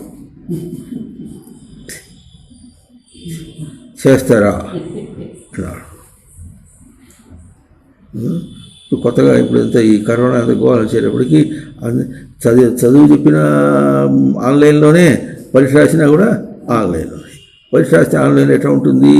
అది వాళ్ళు చెప్పారు. ఎట్లా చెప్పారంటే, మొన్న బోధ చేశాడు. ఎట్లా చేశాడంటే, పరీక్ష రాస్తూ ఉంటే కెమెరా ఉంటుంది అక్కడ. వాడు ఈ కెమెరా వ్యూ నుంచి పక్క జరిగాడంటే కాపీ కొడుతున్నాడు. ఇది ఇంకా చాలా బాగుంది. అదే పట్టేస్తుంది అంతేనా? ఒక హాల్లో 200 మంది 300 మంది కూర్చోబెట్టి ఇన్విజిలేషన్ 10 మంది ఉంటారనుకోండి. అయినా ఎంతమంది చూస్తారు? 300 మంది ఉంటే 10 మంది ఉంటే 30 మందిని చూస్తాడా? దానికంటే ఇది బాగుంది. ఇప్పుడు కెమెరాలు పెడుతున్నారు, దొంగ వస్తే ఎవడెడుతున్నాడు పుట్టినట్టుగా. అట్లాగే అది చూపించేస్తుంది అంతే. నువ్వు పక్క తిరిగావంటే డిస్క్వాలిఫై.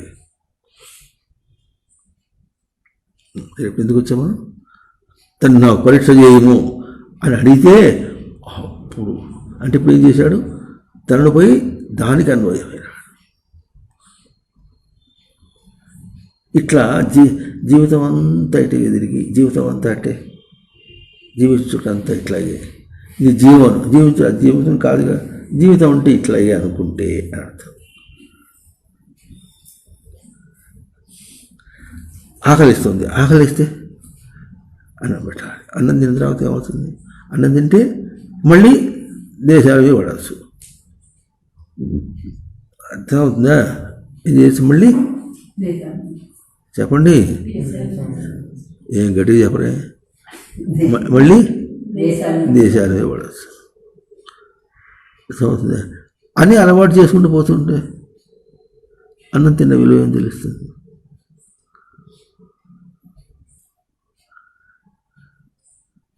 అప్పుడు రుసులు పసులు అన్నీ వస్తాయి. అదే తినాలి, ఇంకోటి తినకూడదంటే అని వేదాంతం వాడు చెప్తారు. వాళ్ళు ఏమంటారంటే, మీరు అన్నీ ఇది తినాలి ఇది అని అంటారు. మేము ఏది పడితే అది తింటాం. మాకు శరవిషయాలు ఏం లేవు, మాకు కోరికలు ఏం లేవు. మీరు ఏది పడితే తినేస్తూ ఉంటారు.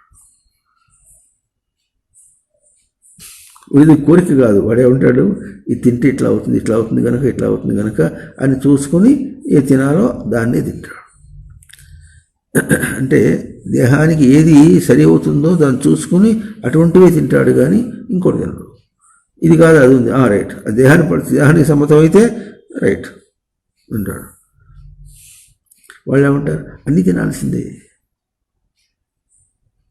అవసరమైతే గడ్డి కూడా తినాల్సిందే, మట్టి కూడా తినాల్సిందే. అర్థమవుతుంది? నాకు తెలియ చెప్తా, కానీ మురుగు మాత్రం కరవకుండా ఎప్పుడన్నా తింటాం మనం. సరిగ్గా కడుక్కోవడం చేత కాకపోతే ఏమవుతుంది? అది కూడా దీనిలో కలుస్తుంది. అది తినే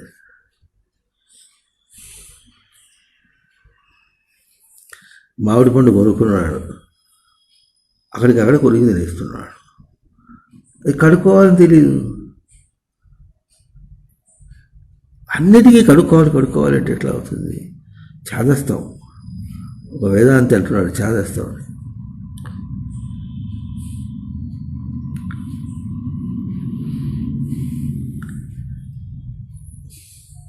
కనుక ఈ విధంగా సప్తమి అనే పదం ఎప్పుడైతే మనం తీసుకున్నామో, సమవాయం చేయటం అంటే వికల్పం కాని ప్రవర్తనను అక్కడ నిలపాలి. అంటే వికల్పం కావటం అంటే ఎట్లా ఉంటుంది? దేనితో పోల్చి ఉంటుంది వికల్పం? కల్పం అంటే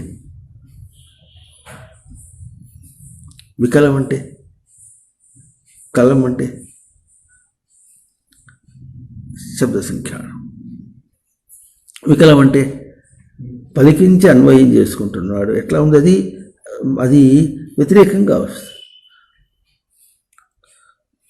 పలికించి అన్వయం చేసుకుంటే ఎట్లా ఉంటుందంటే,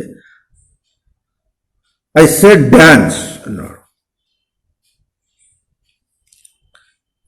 అది డాన్స్ చేస్తుంది. ఏ గోల.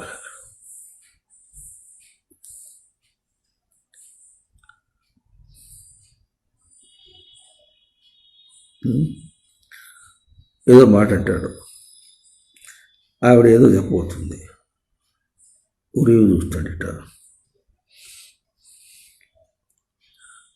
ఇక వాడు దుడుకు బట్టి ఆడవాడికి అంత స్వేచ్ఛ అంటాడు, ఏదో అంటాడు. అంత ఉంటుంది. ఏ మగవాడికి ఉంటే స్వేచ్ఛ మాకుంటే మాకేమైంది అంటుంది ఆమె అంటుంది. ఇటు ఎటో మాట మీద మాట, మాట మీద మాట.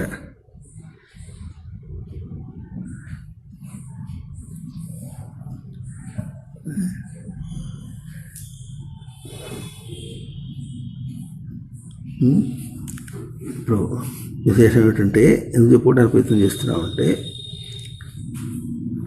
సమవాయం చేయటం అనేటటువంటిది జ్ఞానం చేత సమవాయం చేయటము అన్నమాట వస్తే అది ఆయన చెప్పడానికి ప్రయత్నం చేశారు. వేదంలో ఏముంది, సమవాయం అనేటటువంటిది ఏం చూపిస్తుంది, నిన్ను అటు ఇటు టాస్ చేస్తుంది, దూకిస్తుంది. అది ఇది సత్యమే అది సత్యం అన్నట్టుగా ఈ లోకంలో ఈ మాటలు కూడా చాలా ఉంది. ఏదైనా గబుక్కుని అటు ఇటు అంటాం, లోకంలో అవి రెండు ఉంటాయండి అంటే ఏం చేయాలి? అవి ఉంటాయి, లోకంలో ఉంటాయి, నీ దగ్గర ఎట్లా ఉంటుంది, నువ్వేముంటున్నావు?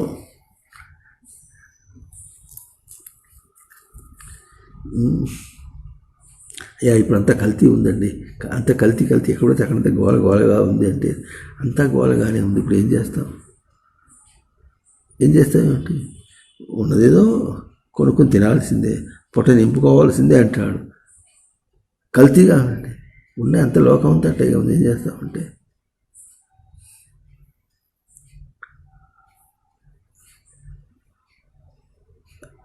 అర్థమవుతుందా? అన్వయం చేసుకోవటం, ముందు అన్వయం చేయాలంటే ఎవరికి అన్వయం చేస్తున్నాం తెలియాలి. రెండు వచ్చినాయి ఇప్పటికి. అన్వయం అనే పదం వచ్చేటప్పటికి ఒకళ్ళు ఇంకోటికి అన్వయం చేయాలి, అది ఒకదాన్ని ఇంకోదానికి అన్వయం చేయడం వచ్చింది. ఇప్పుడు ప్రమాణానికి అప్రమాణమైన దాన్ని పోల్చుకొని అన్వయాన్ని పోల్చుకోవటం అని, ప్రమాణమైన దానికి ప్రమాణం కాని దాన్ని పోల్చుకొని ప్రమాణాన్ని నిలబెట్టుకొని అది కాదని దాని కనుక దాన్ని వదిలించడం అనేటటువంటిది ముక్తి ప్రయత్నం అనేటటువంటి ఆ వాక్యంలో ఉంది. సప్తం సిద్ధంలో ఉంది. వేదం అంతా చెప్తుందని, వేదం చెప్తున్నది, సప్తం ఆయన చెప్తున్న బందీ వాక్యం కూడా నిజమే. కానీ ఆ వాక్యంలోకి తేడాకెన్నో అష్టావక్రుని యొక్క తేడా శబ్దానికి అక్కడ బందీ చెప్పడంలో డిబేట్ వస్తుంది, అక్కడ వాదం వస్తుంది. ఏది ప్రమాణం తెలియదుగా, అటు సమన్వయం చేయలేడు అన్న అంశం చూపిస్తుంది. ఎందుకు చెప్తున్నారంటే, వేదంలో కర్మకాండ ఉంది, జ్ఞానకాండ ఉంది. కర్మకాండలో ఎన్నో కర్మలు చూపించారు. ఈ కర్మలకు ఇది అని అంటే అది పరమార్థం అని చెప్పట్లేదు అంటున్నారా? పరమార్థం కాదు. ఉపనిషత్తులు చూడండి ఎట్లుంటాయో, వాటి తీరే వేరుగా ఉంటుంది. అది జ్ఞానకాండ అన్నారు. జ్ఞానకాండ వేరు, కర్మకాండ వేరు. అంటే కర్మకాండ అట్లాగే ఉంటుందండి, మీ జ్ఞానకాండ వేరు. ఎవరిది? మీ జ్ఞానకాండ, మాది కాదు. మీ జ్ఞానకాండ వేరు అని వేరు చేసి వేరుగా మాట్లాడితే వేరుగానే ఉంటాం. ఈ కర్మకాండ చెప్పారు, ఆ చేత కాబట్టి ఇదేమన్నా వేదం అట్లా ఉంటుందా? అసలు వేదం అంటే ఏంటండి? వేదం అంటే వేదం 4 వేదాలు ఉన్నాయి. ముందు ఒకటే వేదం ఉండేది, దాన్ని వేదవ్యాసుడు ఏం చేశాడు, 4గా విభాగం చేశాడు. అంటే ఇప్పటికే చాలా గొప్ప విజ్ఞానం వచ్చేసింది. గొప్ప విజ్ఞానం వచ్చేసింది, అందరికీ చెప్తాడు. ఆకాశ చెప్పేసి తన వేదం గురించి కూడా మాట్లాడేశాడు అంటాడు. మరి వాక్యాలు చూడండి ఎట్లుంటే, అధీత్య చతురో వేదాన్ ధర్మశాస్త్రాన్ని మానవ యో వై బ్రహ్మ నా జానాతి. 4 వేదం చదివినప్పుడు కూడా బ్రహ్మ తెలియదుట. బ్రహ్మజన ఎడ తెలుస్తాడబ్బా? బ్రహ్మ అంటే ఎట్లా ఉందో ఉపనిషత్తుల్లో అయిన వాక్యాలనే చెప్తా, ఏకారం వేసి చెప్తా. నువ్వంత పెద్ద ప్రొఫెసర్ చెప్తున్నావు, నేను ఒక్కటి వదిలిపెట్టకుండా పైకి కింద చెప్తా అంతా. బ్రహ్మ అంటే ఎవరో ఉపనిషత్తు వాక్యాలు ఎక్కడున్నాయో అన్నిట్లో ఎక్కడ వాక్యాలు ఉన్నాయో చెప్తా. అంతేనా? బ్రహ్మకైన పుట్టు దిమ్మ తెగులు అన్నట్టు వాడు. అటువంటి ఆ బ్రహ్మ ఎవరిది అర్థమవుతుందా? బ్రహ్మకైన పుట్టు దిమ్మ తెగులు అంటే ఆ బ్రహ్మ అటువంటి పిచ్చోడు అని అర్థమా? అట్లా చెప్పారా? ఎదుగుటలో దిమ్మ తెగులు వస్తూ ఉంటుంది.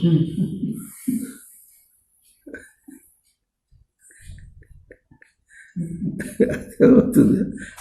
సూట్ అప్పుడు డిబేట్ లేదు. బ్రహ్మను తనకు అన్వయం చేసుకోవాలి. ఇప్పుడు బ్రహ్మ కోసం తపస్సు చేశారు. ఎవరు చేశారు?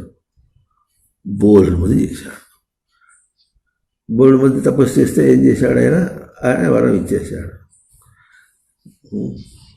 ఆయన వరం ఇచ్చేస్తే వాడు ఏమడిగినా వరాలు ఇచ్చేశాడు. శివుడు గురించి తపస్సు చేశారు. శివుడు కూడా తపస్సు వరాలు ఇచ్చేశాడు. ఇస్తే అందరినీ పట్టుకుని వాళ్ళందరి కోసం ఎవరు విష్ణువు అవస్థపడి వాళ్ళకి వాళ్ళ మొత్తానికి నాశనం చేయాలి. వాడికి వీళ్ళందరూ ఎవడుతారు? సావు లేకుండా ఉండాలి. అంతేనా? అప్పుడు ఏం చేస్తాడు? సావు లేకుండా చక్కగా పోషించి ముసలితనం వచ్చి రోగాలతో అవస్థపడుతూ చావుకూడదు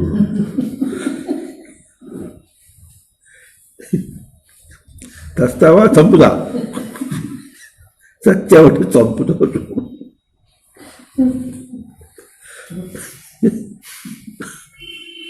నీ వరప్రభావం చేత రోగంతో అవస్థపడుతూ ఉండు, చావకుండా ఉండు. అప్పుడు నాకు చావు రావాలంటే రావటానికి వీల్లేదు. నువ్వు వరప్రభావం వరమును పొందినటువంటి వాడివి.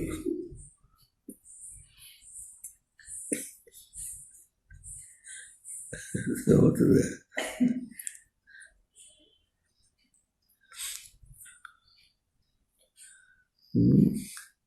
చచ్చి చివరికి నాకు చావు రావాలని చేత చెప్పించి నీ చేత నువ్వు చంపుకోవాలి. అంతేగాని ఇంకెవరు చంపడానికి వీల్లేదు. కానీ నువ్వు అర్థమవుతుందా లేదా? అది వస్తున్న తర్వాత అష్టశబ్దం. కనుక వేదము కర్మకాండ వేరును జ్ఞానకాండ వేరుగా చెప్పినట్టు అర్థం కాదు. ఒక ఉపనిషత్తు ఒకటి చెప్పింది, ఇంకో ఉపనిషత్తు ఒకటి చెప్పింది, ఇంకో ఉపనిషత్తు ఇంకోటి చెప్పింది కాదు. అర్థమైందా? బొమ్మ గీసేటప్పుడు ఈ మధ్య కొత్తగా వస్తున్నాయి. వాట్సాప్లో వస్తూ ఉంటుంది. నిన్నెవరో పంపించాడు వాడు. ఏదో మైనమో ఏదో పిండితోనో పెట్టుకొని ఓ ఫ్రేమ్ చేశాడు. ఆ ఫ్రేమ్ డిజైన్ వేసాడు. అనేది మొత్తం 3 నిమిషాలు. 3 నిమిషాల ఫ్రేమ్ కొట్టి దానిలో అది ఎవరో ఏమంటారు, దుర్గా బొమ్మ చేసి కింద దాని పులి సింహం ఏదో ఉంటుంది. ఆ పులి ఉంటుంది, దానికి ఓ రాక్షసుని చంపడం, ఆయన బల్లెపూట వేయటం, అంత గవ్వ చేసేసాడు వాడు. అది చేసి ఇప్పుడు ఏం చేశాడు? దుర్గాష్టమి అంటే అంతే.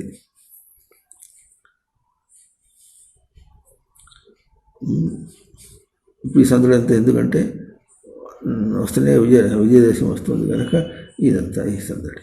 ఆ తర్వాత వాళ్ళ మొహాలు చూసేవాళ్ళు ఎవరు ఉండరు.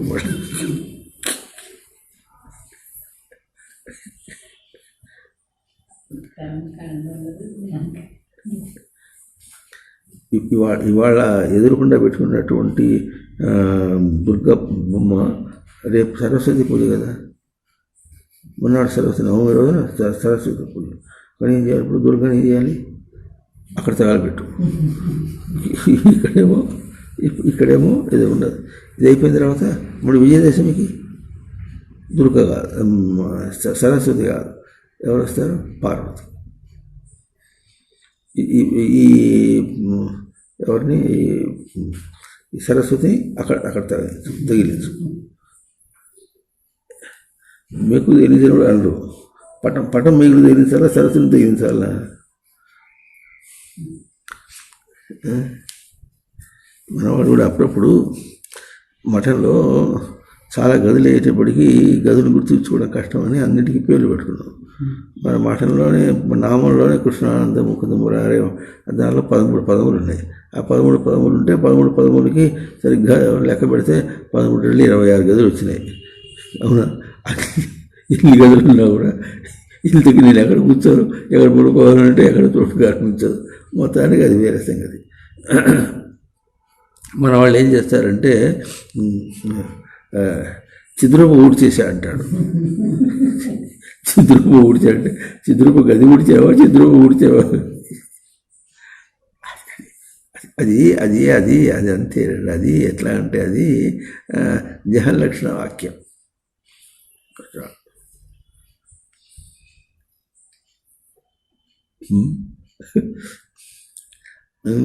ఆ 2 గదులు ఆ 2 గదులు పూర్తయినాయి అంట. ఏం పూర్తయింది? గదులు పూర్తయినాయి అంటే ఏం పూర్తయినాయి? పూర్తయినాయి, 2 గదులు పూర్తయినాయి అంటే వాళ్ళ భావం లోపల ఉంటుందన్నమాట. ఆ కాస్త అది బయటికి రాదు.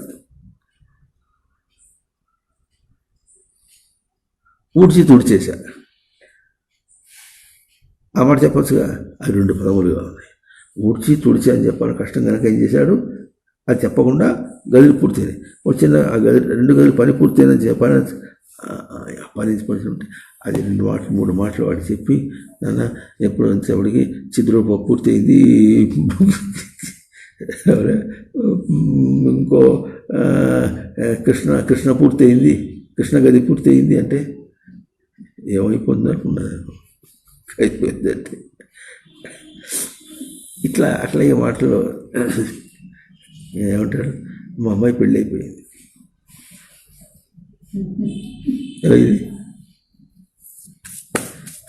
మా అమ్మాయి పెళ్ళి అయిపోయింది. దానికి మరి రోజుల్లో అప్పగింతలని ఉండేవి. ఇప్పుడు అవన్నీ ఏం చేస్తారు ఇప్పుడు చేస్తారు. నువ్వు ఎప్పుడు పోయినా పెళ్ళికి?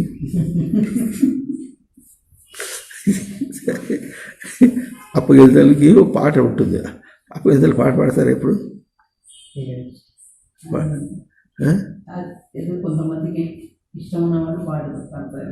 అదో మామూలు మంత్రాలతో అయిపోతుంది. అప్పగింతలకి పాట పాడతారు. అది పీలు రాగంలో ఉంటుంది సాధారణంగా. అది ఆ పీలు రాగాన్ని సంతోషంగా ఎగిరి మాట్లాడచ్చు, భక్తిగా పాడచ్చు, ఏడుపుగా పాడచ్చు. మన కృష్ణలీలలోనే అట్లాంటి మంచి తమాషాగా ఉన్నాయి. అది ఏడుస్తూ పాడతారు. ఇప్పుడు అప్పగింతలు మా ఇంట్లో బాగా బతికాను, పోమ్మ తింటూ బాగా బతుకు ఏడ్చుకుంటూ. మరి ఇప్పుడు అంత ఏడ్చే పెళ్లి చేయకుండా ఇంట్లో పెట్టుకుంటే సరిపోయేది. ఇంట్లోనే పెట్టుకుంటే సరిపోయేదిగా. అంటే అది ఎట్లా కన్నెచెర వదిలించాలి.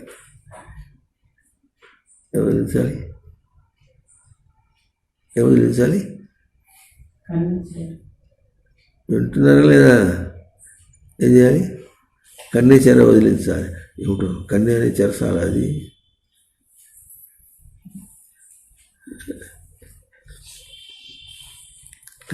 వెయ్యి అబద్ధాలు ఆడినా ఒక పెళ్లి చేయమన్నారట. దానికి అంత ప్రాముఖ్యత గుర్తు వచ్చింది. ఆ తర్వాత వాడు చేస్తారు. అటన్నాడే వాడు, ఈనిటన్నాడే, అటన్నాడే ఆయన దెప్పుతుంటాడు. ఏమో ఇది ఇది దెప్పుకుంటుంది, లేకపోతే ఈమె ఆయన దెప్పుతుంది, లేదా ఆయన దెప్పుతుంటాడు. ఏదో ఉండాలిగా, లేకపోతే పొద్దుట పోతుంది. సంసారంగా ఇవన్నీ ఉంటాయి. ఇట్లా సంసారం అంటే ఇవన్నీ ఉంటాయి. ఎవడు చెప్పాడు సంసారం అంటే? వికలం కాకుండా ప్రవర్తన అర్థం సంసారం అంటే. వికలం కాకుండా ప్రవర్తన అంటే నేను దోషం లేకుండా ప్రవర్తన అన్నాడు. దోషం లేకుండా ఉంటే ఎట్లా వస్తుంది? అయినా నాకు తెలియక అడుగుతా. అసలు విషయం ఏంటంటే, తెలియక అడుగుతావు కదా, నోరు మూసి చక్కగా విను. అట్ట కాదు, ఆ చెప్పడంలో వినయం. నాకు తెలియక అడుగుతా. అహంకారం లేకుండా పనిచేయడం కష్టం అండి.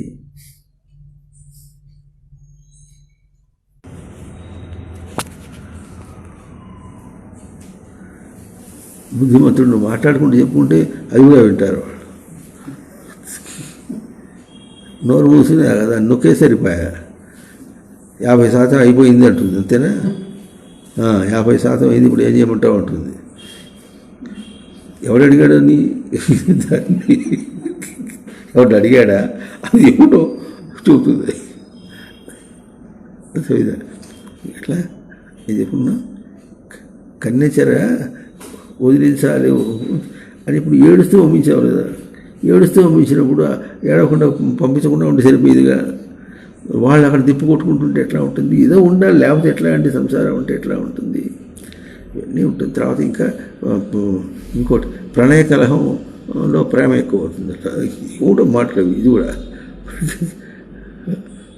ఇట్లా అన్నీ పెట్టుకొని అసలు మాటలన్నీ మాట్లాడుకుంటున్నట్టుగా వేదం ఉంటుంది. అట్లా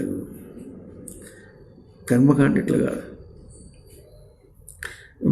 ఇట్లా కర్మకాండలో యజ్ఞయాగాదులు ఉంటుంది. తర్వాత ఉపనయనం, జాతక శుద్ధి అదేదో ఉంటుంది, అది ఉంటుంది. దాన్ని ఏమంటారంటే ఏమంటారు,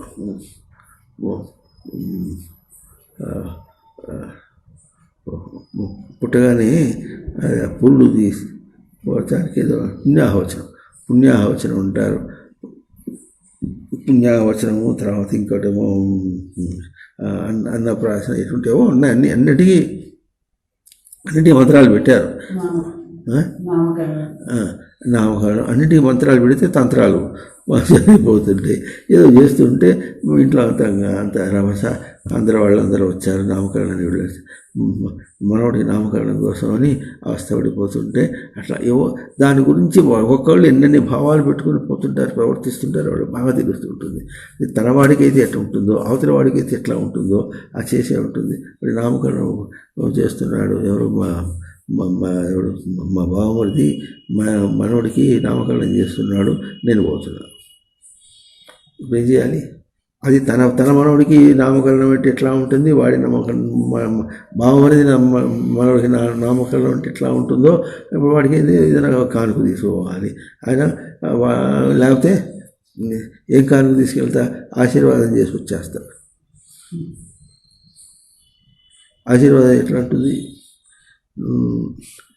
నన్ను ఏం చేయకుండా ఉంటే బాగుంటుంది. వాడు నన్ను కాదు వాడిదేదో వాడి అనుభవం అనుభవించిపోతాడు. వాడిని నువ్వు స్థిరోభావ వరదోభావ సుప్రసన్నోభావ అన్నా, ఇష్టకామ్యార్థ సిద్ధిరస్తు అన్నా, లేకపోతే దీర్ఘాయుష్మానుభవ అంటే దీర్ఘాయుష్మాన్ అన్న 3వ రోజున పోయినాడు. నువ్వు తప్పే ఉంది కానీ ఇవాళ పోవాల్సిన వాడు 3 రోజులు పొడిగించాడు. 3 రోజులు పొడిగించేవాడు పోయినాడు.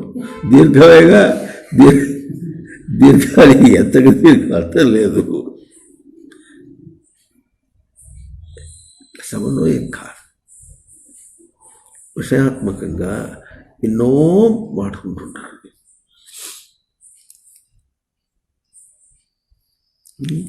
అందరికీ ఇంక్రిమెంట్ ఇస్తారు. అందరికీ ఇంక్రిమెంట్ ఎట్లా ఇస్తారు? లేబర్ దగ్గర నుంచి పెద్ద ఆఫీసర్ దాకా అందరికీ ఒకటే ఇస్తారండి. పై ఆఫీసర్లో వాళ్ళకి ఎక్కువ అయితే అన్నీ ఇంక్రిమెంట్. ఇప్పుడు వాడికి చేత నాకు తీయట్లేదు, నేను పరిగెత్తి ఎంత పని చేస్తున్నాను అంతకా టేబుల్ కూర్చుని ఫ్యాన్ కింద కూర్చొని ఏసీలు కూర్చుని ఆయనకి ఎందుకు అంత ఇంక్రిమెంటు అనేది చూస్తాడే కానీ అక్కడ ఏం చేస్తున్నాడు అనేది ఏం తెలుస్తుంది? ఇది హైరార్కీ, వరుస క్రమం ఇట్లా వస్తుంది అని ప్రతి చిన్న విషయానికి విషయాత్మకంగా సమన్వయం చేయడానికి ప్రయత్నం చేస్తే సమన్వయం కాదు. అవునా? సందర్భం వచ్చింది కనుక మళ్ళీ ఒకసారి చెప్పుకుంటున్నాం. మరి విపరీతమైనటువంటి ఆడపిల్లల వేషాలను చూసి ఒక బీజేపీ ఎవరో రాజకీయ నాయకురాలు ఆమె ఏదో చెప్పడానికి అనిపించింది, అమ్మాయి ఎట్లా అంటుంటే అమ్మాయి కోపం వచ్చి సుప్రీంకోర్టులో వేస్తే సుప్రీంకోర్టు నాయకురాల చేత ఎట్లా ఏపించింది క్షమాపణ.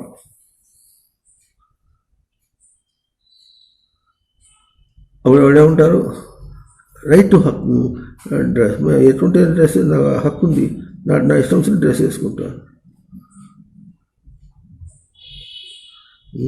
దాని గురించి ఇంకొక ఆయన వ్యాఖ్యానంలో ఏం చెప్తున్నాడంటే, వాడు అట్లాగే అమ్మ తల్లి నా పిల్లల్లాగా చెప్పుకుంటాను, నేను చేయకుండా బయట వేషాలు వేసుకోకుండా ఎట్లా అనుకుంటూ అంటే మరి అది వేసుకుని పిచ్చి వేషం వేసుకొని ఇక్కడ రాసుకుంటారట కూడా, ఐ లవ్ యూ ఏదో రాసుకుంటారు అటువంటి ఉంటాయేమో. అది రాసుకుంటుంటే మరి ఆ 17 ఏళ్ళ పిల్లవాడు వాడు ఆకర్షింపుడు ఉంటాడు, నా ఓటు వాళ్ళకే కష్టంగా ఉంది అంటాడు. చెప్పడం కూడా నా ఓటు వాళ్ళకే ఇది ఎదురు కష్టంగా ఉంటుంది, వాడు ఎట్టుంటాడు. అది హాస్యం.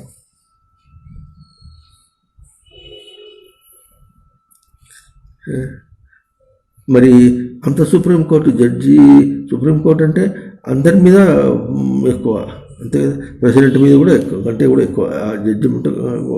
అటువంటి వాళ్ళే ఇటువంటిది ఇప్పిస్తే రేపు దొంగవాడు ఏం చేస్తాడు, దొంగ చేసిన తర్వాత కూడా ఆరోపణ చేస్తే గవర్నమెంట్ పోలీస్ కేసు మీద ఇది వేసి నాది నేరం నాది కాదు ఆకలిది, ప్రభుత్వం నాకు సమాధానం లేదు కనుక నాకు చేతనైన పని చేశాను తీసుకున్నాను అంటే అప్పుడు అవును దొంగతనం చేయొచ్చు అని. ఏం చూస్తున్నావు, వెనక చూస్తున్నావు,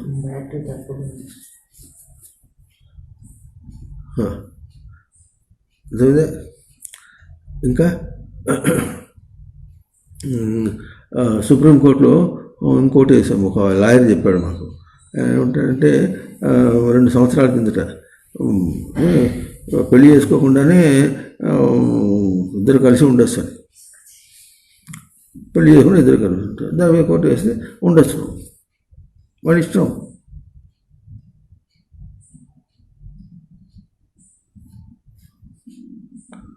రోడ్డు మీద కల్పిస్తే అమ్మాయి బాగుంది, అమ్మాయి నేను ఆనందించాను, రోడ్డు మీదే నేను ఆనందించాను, ఎవడు చూడమన్నాడు మిమ్మల్ని అంటే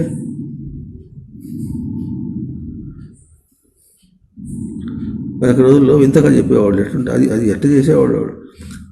బాంబేలో మెరీనా బీచ్ ఏదో ఉంటుంది, ఆ బీచ్ దగ్గర ఎక్కువ ఇసుక ఇదే ఉండదు, అది తీరం దగ్గరగానే ఉంటుంది, అది పక్కనే నెక్లెస్ రోడ్ అని ఒకటి ఉంటుంది, అదంతా గట్టు ఉంటుంది అట్లా. వీళ్ళంతా ఏం చేస్తారంటే ఒక 10 అడుగులు వాళ్ళకి ఇక్కడ ఒక జంట, ఇంకో 10 అడుగులు ఇంకో జంట, వీళ్ళంతా పిల్లర్లాగా కూర్చుని ఉంటారు అన్నమాట. ఎవరి గోలు వాడు అవస్థపడుతుంటాడు, అవసరపడి నీ గోలు అవస్థపడి నా దగ్గర ఎందుకు వస్తావు నువ్వు నాగా, నేను అవస్థపడుతున్నాను. పబ్లిక్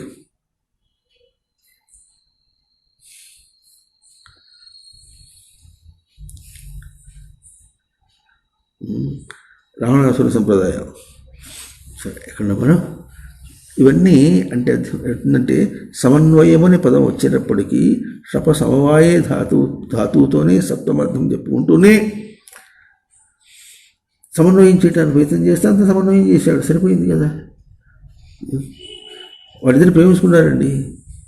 ఇంకా రోజులు చెప్పేవాడు ఒకటి, ఎవడో ఒకడు ఉంటాడు, వాడు ఒక పవిత్రమైన అమ్మాయి, ప్రశాంతంగా బతుకుతున్న అమ్మాయిని వీడెవడో పనికిరాడు కదా, వాడు కూడా దాన్ని ప్రేమించాడు. ప్రేమిస్తే అప్పుడు ఏం చేసేవాడు, వెనక రోజుల్లో అన్నలు ఉండేవాడు, వాళ్ళు ఏం చేస్తారు, వాడిని ప్రేమించి మీ అప్పు చేసింది కనుక కట్టేయండి, పెళ్లి చేయి. ఇప్పుడు పనికిరాడు కదా వీడును, వాడి అమ్మాయి పవిత్రంగా దాన్ని పెళ్లి చేయమంటే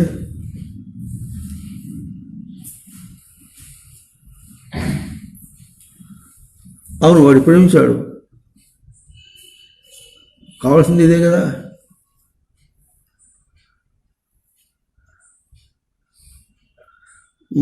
నన్ను తిరస్కరించింది కనుక మరి విజయవాడలో పరీక్ష హాల్లోనే ఏం చేశాడు, అమ్మాయి పరీక్ష రాసుకుంటే వీడు కూడా పరీక్ష రాసుకున్న వాడు పోయి వెనక నుంచి కత్తిపెట్టి పొడి చేశాడు దాన్ని. అప్పుడు వాడు ఏం చేశాడు, హత్యానేరం. హత్య ఉంది, నేను దాని సినిమా కూడా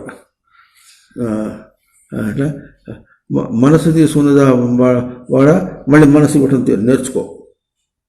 ఇది మనసు ఎవరు తీసుకున్నాడు, నీ మనసు నేను ఎక్కడ తీసుకున్నా? ఇటువంటి సినిమాలు తీస్తే ఏమన్నా ఇప్పుడు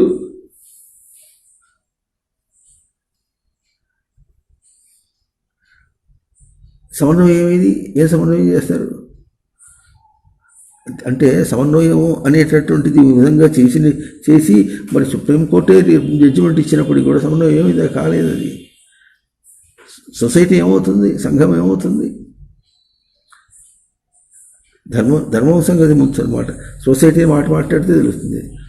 రేపు ఇష్టం వచ్చినట్టు అందరి పద్ధతి అందరినీ ఒప్పుకోవాల్సి వస్తుంది. మాట్లాడకుండా ఊరుకున్నది వాడు కోర్టుకి ఒక అపీల్ పెడితే అప్పుడు సరే అంతే అంటుంది. రైట్ అన్నారు ప్రజాప్రభుత్వం.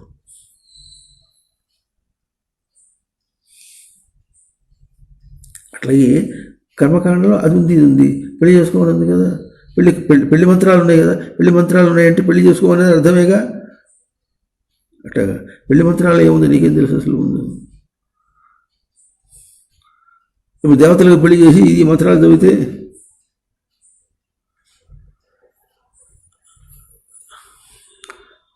మనిషికి పెళ్లి చేసే మంత్రాలని తీసి ఆ మంత్రాలు చదివి దేవుడికి కూడా పెళ్లి చేసి, కాకపోతే సంకల్పంలో ఇక్కడ వీడి పేర్లు చెప్పకపోతే అక్కడ వాడి పేర్లు చెప్తారు.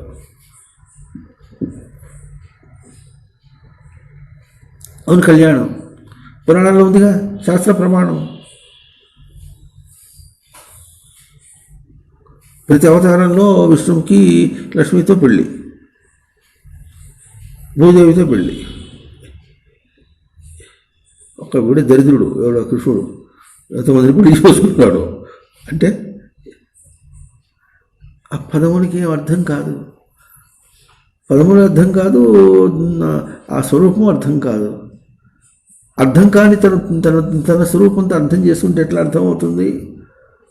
అర్థం కావాల్సిన స్వరూపంగా తన్ని డిజైన్ చేసి పంపిస్తే తన రూపాన్ని తీసి అవతల పారేసి బుర్రంతా చెడగొట్టుకొని దేశం అంతా అది పట్టుకుని దాన్ని ప్రమాణంగా తీసుకుంటే అప్పుడు తన ఏమైప్పటికీ మసిపూసిన బుర్రండి, మసిపూసిన అద్దం మీద తన రూపం ఎట్లా కనిపించదు, ప్రతిబింబం ఎట్లా కనిపించదు, ఆ చెత్తలో ఎట్లా కనిపిస్తుంది?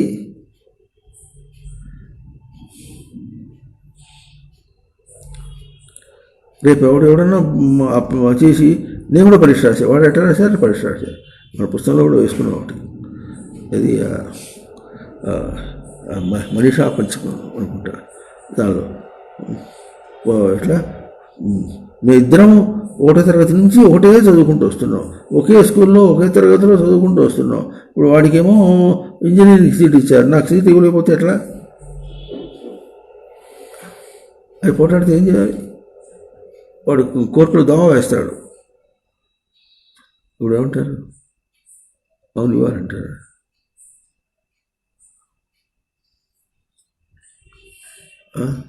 మీరేదో ఇప్పుడు అంత ఎస్సీ క్యాండిడేట్లు, ఓబీసీ క్యాండిడేట్ అని పేరు పెట్టుకున్నారు. వాడికంటే నాకు ఎక్కువ మార్కులు వచ్చినాయి, నాకు ఇవ్వకుండా వాడికి ఎందుకు ఇచ్చారని ఇప్పుడు చేస్తే రైట్ నా హక్కు ఉంది నాకంటే. అంటే ఇప్పుడు వెళ్లకుండా నోరు మూసి కూర్చున్నారు కనుక సరిపోయింది. సమన్వయం కుదరదు. మీరు ఆర్ట్స్ కంటే రిజర్వేషన్లు పెట్టారు. అదేంటి రిజర్వేషన్ ఎట్లా పెడతారు మీరు? మాకు అదే కావాల్సింది.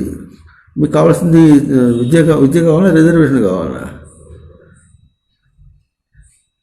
ఇప్పుడు రిజర్వేషన్ కావాలంటే ఏదో పెట్టండి, వాడు తిండి పెట్టండి. ఎట్లా ఉంటుంది? వాడి కడ ముడిపోతుంది. నాకు మార్కులు వచ్చినాయి, నాకు సీట్ ఎవరు? ఉన్న 2 సీట్లు వాళ్ళకే, నాకు కాదు అంటే లోకంలో ఏదో చేయబోయి అంటే ఎట్లా ఉంటుంది? నడిచిపోతుంది అంతే, నడిచిపోతున్నంతసేపు నడిచిపోతుంది. కాకపోతే ఎవడో లేకపోతే ఎటువంటి పిచ్చిది ఏదైనా వేస్తే ఏం చేస్తారు? దానికి ఏదో సమాధానం చెప్పేసి అవును ఇట్లాగే ఉంటారంట. దీనికి కోర్టు ఎందుకు? ఇంకా పోలీసులు ఎందుకు? ఇంకా ఎవడు ఇష్టం వచ్చిన వాడు చేస్తున్నాడు, వాడు ఇష్టం వచ్చినట్టు చేస్తున్నాడు, వాడి హక్కుతో చేస్తున్నాడు, ప్రవర్తన చేస్తున్నాడు, వాడి హక్కు ఉందిగా చేస్తాడు. ఇక పోలీసులు ఎందుకు?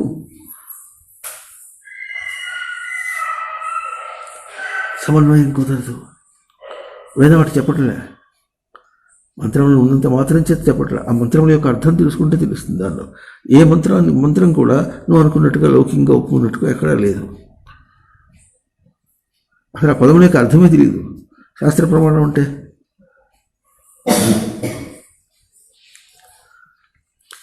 గర్భధారానికి కూడా మంత్రాలు ఉన్నాయి. ఏం తెలుసు మనకు? అసలు గర్భధారణ మంత్రం చదువుతాడు ఇప్పుడు? వెళ్ళో చదువుతున్నారు అసలు మంత్రాలు? ఏదో ఇప్పుడంతా అల్ట్రా మోడర్న్ వాళ్ళు పేరు పెట్టుకుంటారు. మా వశిష్ఠుడు అంటే పదిగా ఆ వశిష్ఠుడికి నీ పురోహితుడికి ఏమన్నా అసలు పోలికిందా? అది ఒక గొప్పతనం మళ్ళీ చెప్పుకోవడం. వశిష్ఠుల వారు వస్తున్నారు. మా పెళ్ళి సాక్షాత్ మా వశిష్ఠుడే చేయించాడు.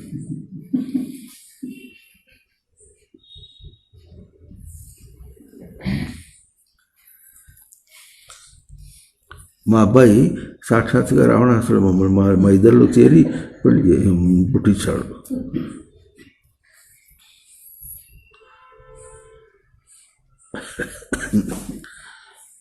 సమన్వయం కుదరదు. ఇప్పుడు కూడా వస్తుంది వివాదం, వాగ్వివాదం వస్తుంది అని. ఈ విధంగా మనకు అసలు ముందు వేదమును ఎట్లా అర్థం చేసుకోవాలో తెలియాలి. విషయ దృష్టితో ఏది అర్థం కాదు, విషయ దృష్టితో విషయమే అర్థం కాదు. అసలు ఇంక వేదం ఎట్లా అర్థం అవుతుంది? మళ్ళీ వారు చెప్పుకుందాం. ఓం తత్సత్.